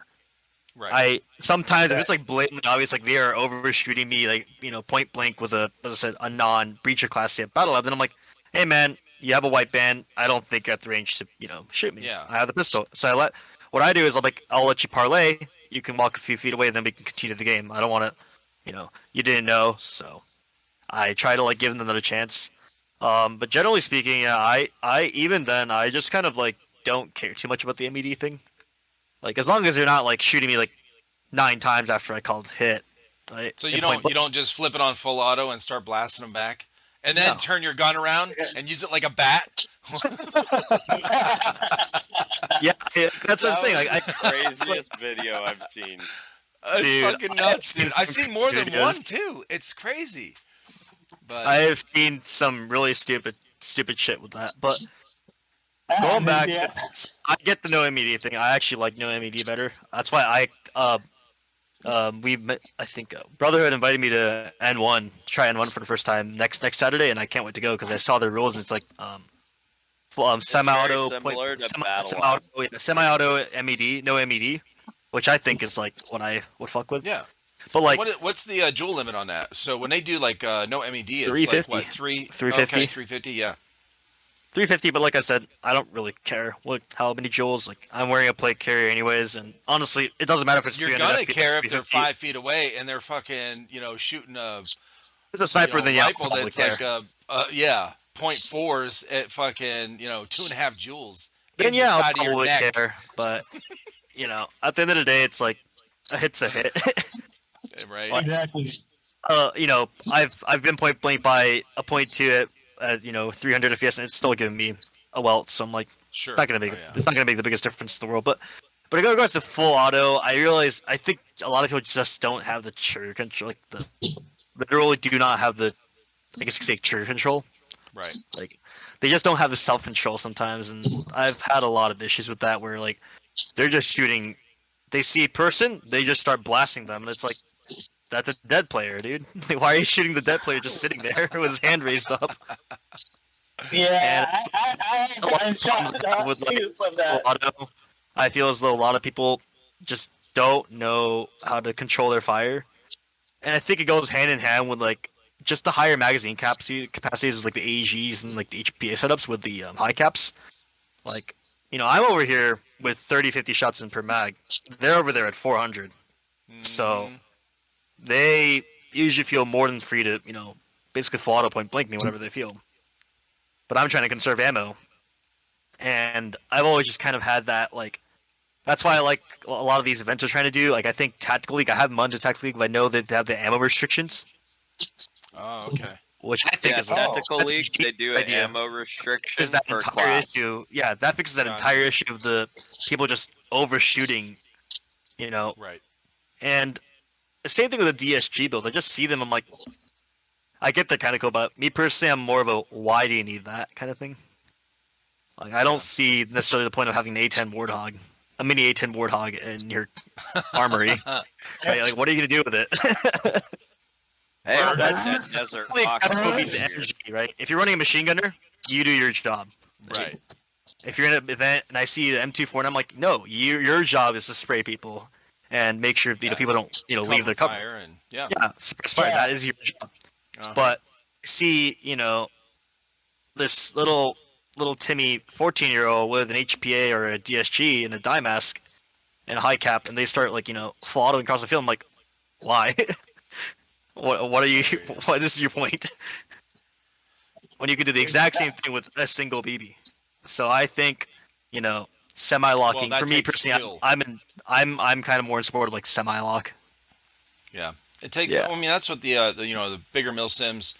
They have classes. They have restrictions on that. There's no only full auto is the LMG. Little Class, MGers, yeah. I right. think So, that's the way to yeah, go. that's and Personally, I mean that's set up like Yeah. the real military kind of setup. That's and that's what my sons when they start playing they've done some indoor stuff. They preferred the 3 day mil sim, the bigger mil sims. It's a bigger commitment. It's more expensive. Sometimes you have to travel, so you're not going to get the 14, 15, 16-year-old with a Polar Star out there on the field. Like it's not going to happen. So everyone is there's definitely some cheating. Where people don't call their hit at a mil sim, but you don't have the where they're running up on each other because you don't get that close usually. That if you start getting close with each other at a mil sim, at least the ones these guys go to, you're getting like what happened to your buddy in the building or whatever, where you're getting pounded by grenades. So Yeah. If you're getting that close at a Milsim, one side messed up right, because for real. you shouldn't even be in the same building as each other. always Exactly. do their job right. Right. And so Although, like I will say, actually, I don't know, because during Desert Fox, when I was off on my own, because I kind of got split up from the team. That's what I ended up doing. I had a Tokamuri Mark 23 with the suppressor. Nice. I somehow got straight up to the enemy line, got into the building, and just started taking them out one by one, and they couldn't even hear me. Dude, that's cool. So Nice. I mean, definitely, like, I think at the same time, like, if you have the skills to do it, you could probably sneak in there and start like bunkering down. But definitely not Snake really that much of a shit. team thing. Definitely not as much of a team thing. I Right. think it's hard to do as a team to sneak an entire team into the enemy side. Right. Ultimately, though, yeah, if the enemy team is kind of already on you and you're still there, someone on your team, the machine gunner or the sniper, probably didn't do their job correctly. I would say. Well, there's a They team probably that shouldn't I be want there. to talk to that Green Mountain Rangers that Austin from Blue Mag Airsoft was talking to me about, and I guess those guys are fucking legit, bro. Like super in shape, super stealth, like run the milsim stuff like real military, right? Like I've seen a military couple squad. of their videos, but I haven't Yeah. fully looked into them. Yeah, I've heard they're. of them before. I want to get them on the podcast, but yeah, outside of if you have a team like that, you might be able to do on some of these bigger like woodland mil sims where it's a lot of woodland play and stuff. That you might be able to sneak around, but yeah, one person sneaking through like what you did, Yeah. and that's probably more common, I guess. But listen, Yeah, guys, it's solo been, players are It's been Yeah. awesome meeting you guys and talking with you. And yeah, glad I found you guys. I feel like I'm going up and down the West Coast, like talking to everybody in California. It's so crazy in the last couple months with Brotherhood, with Storm, with you guys. I mean, everyone's out there. Hooney. Yeah, it's pretty cool. Yeah, Yeah. we've or I know I have. I'm not sure about the rest of the guys on the team, but I know like the podcast I think it was Hoonies. I saw it and I was like, what the heck? And I started looking into your podcast from there and I was like, oh, I know that guy. I know that guy. I know that guy. And I was like, I I just played know. with them last night. And I was like, why aren't they telling me? So, like, when I talked to Brotherhood, or when I posted last week on our Instagram about, like, should we go on the podcast? Yeah. Brotherhood was like, dude, you should do it. And I was like, why didn't you tell me? And he was like, what do you mean? And I was like, I know you had one on there. Yeah. And he was like, I'm sorry, man. And I was like, Kyle, I was just with you like 3 days ago. Come on. Oh, And he that's was like, funny. it's not like I see you that often. And I was like, yeah, but you message me almost daily. Like, so I was That's giving cool, him a man. little bit of a hard time about it. But For sure. yeah, Well, it's that's why I tell people too, like this, you can, because people ask me afterwards, hey, can I promote it? Can I, I'm like, yeah, like this is all, what I'm doing here on these podcasts is trying to promote your team, trying to promote the other, my guests, whoever. So, promote it however you want. Tell your friends about it. That's fine. I have, I'm always trying to get new people on here to talk with, and especially when I don't know of a team like you guys. I didn't know about your team until just recently, and I'm like, holy shit, and I'm looking at all the pictures, and like, oh shit, they're with all these guys out here that I just recently talked with. So yeah, that's cool, man. yeah, it's been cool kind of throughout our posts throughout the last year, kind of seeing where we're kind of starting to reach out to. Mm-hmm. Because, like, one of our friends in Oregon, she's trying to get us to go up there. It's call sign Powerhouse. Okay. She's Oh, trying to yeah. get us Yeah, up to Oregon. And so we might try to get something up there with only a couple of us just to go finally meet her in person. Like, we've talked to Tundra, I'm trying to Tonka, think if I've. Brittany. Yeah, I haven't talked to anyone in Oregon yet. Okay. We started getting close we talked to Jenny Lynn pretty frequently. Yeah. Airsoft Sam. Oh, we wasn't talked it to. Airsoft Nicole? I saw that she came to Tax City not that long ago. Yeah, she was at the Future Wars at Battle Lab. Yeah. Yeah, But yeah, Jenny like- Lynn and Corey, I've actually invited on the podcast. Gosh, like a long time ago. Jenny Lynn, I don't think she actually got. I'm guessing she didn't get my message. I don't know because you know how when if you don't follow the other person on Instagram, it goes to that requested. Yeah, And she's got a Yeah. big following, so I'm sure she gets tons of messages like that. Yeah. but yeah. I'm we wanting talked to have her on. probably, I want to say weekly, if not bi-weekly. Gotcha. She kind of actually got mad at me personally because I didn't go to Future Wars. Gotcha. I had work that night, and she was Yeah, like, I really? You almost couldn't take a went. night off of work? And I was like, I'm sorry. I was supposed to go too, but I got really busy today. I really wanted to use the. I have a helmet right here. Yeah, I wanted to use this kit for once, but Whoa, dude! I Hell didn't go yeah! out there. That's I the think I was- ODST helmet, Yeah, right? this is the OST helmet for the That's kit. awesome. Nice. Yeah, it has like the Nice. built-in lights and fans and everything, but Is that visor ANSI rated? yeah, it is. It's not Lancer Tactical. No, But yeah, Yes. like we've been talking to a bunch of people, and like the other cool thing, at least this last week that's been happening, is we're starting to kind of create allyships with other teams. And so like now a big one for us is like we're kind of allied or partnered with 141 Nods. because one of our guys runs with them, and he's on their indoor team. And so they were talking to me 2 or 3 nights ago, and they were like, dude, if we go to outdoor events, we'll run with you guys. If we go to indoor events, we'll go with you guys.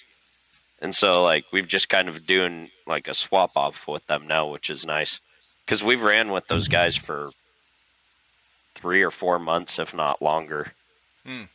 And so now it's kind of cool starting to see all these teams starting to finally make all these links throughout California. Because like, I know Brotherhood probably talked about it on here, was they had a team that was about to collapse. And so Kyle kind of took them in and just told them, hey, you guys still run as a team, but just run under the Brotherhood name. And so it like doubled the amount of people on them. And then Nicole Gaming, now she runs Honor Guard Airsoft. Right. And so even though she still runs with Brotherhood, it's not like they kicked her to the curb. They're still promoting her and her team. And that's one thing I really like, is it's like everyone's constantly trying to uplift one another rather than tear each other down. Right. And so I think that's like, ultimately, that's what Airsoft should be, is the constant upliftment of one another, because it's a hobby. Right. For most of us, it's a hobby. We're not getting paid to do it. We're not looking for sponsors. Like, most of us, we just create a team so that way we have a regular group of guys we could go hang with. I mean, it would be nice to have a sponsor, just saying. Yeah. I mean, obviously it'd be nice, but, Yeah, I hear you. Wishful thinking, Wishful thinking, listen, honestly. man, I appreciate you guys being on. Tell everybody where they can find you on online. You guys each have your own Instagrams? Yeah. I run an Instagram. It's _Jaeger, or _Jaeger. And then Ronin's is Jester.Ronin. Yep. And mine's just console 1745.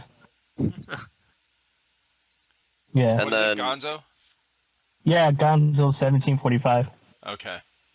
And I believe you can past find that, we have our Team 1.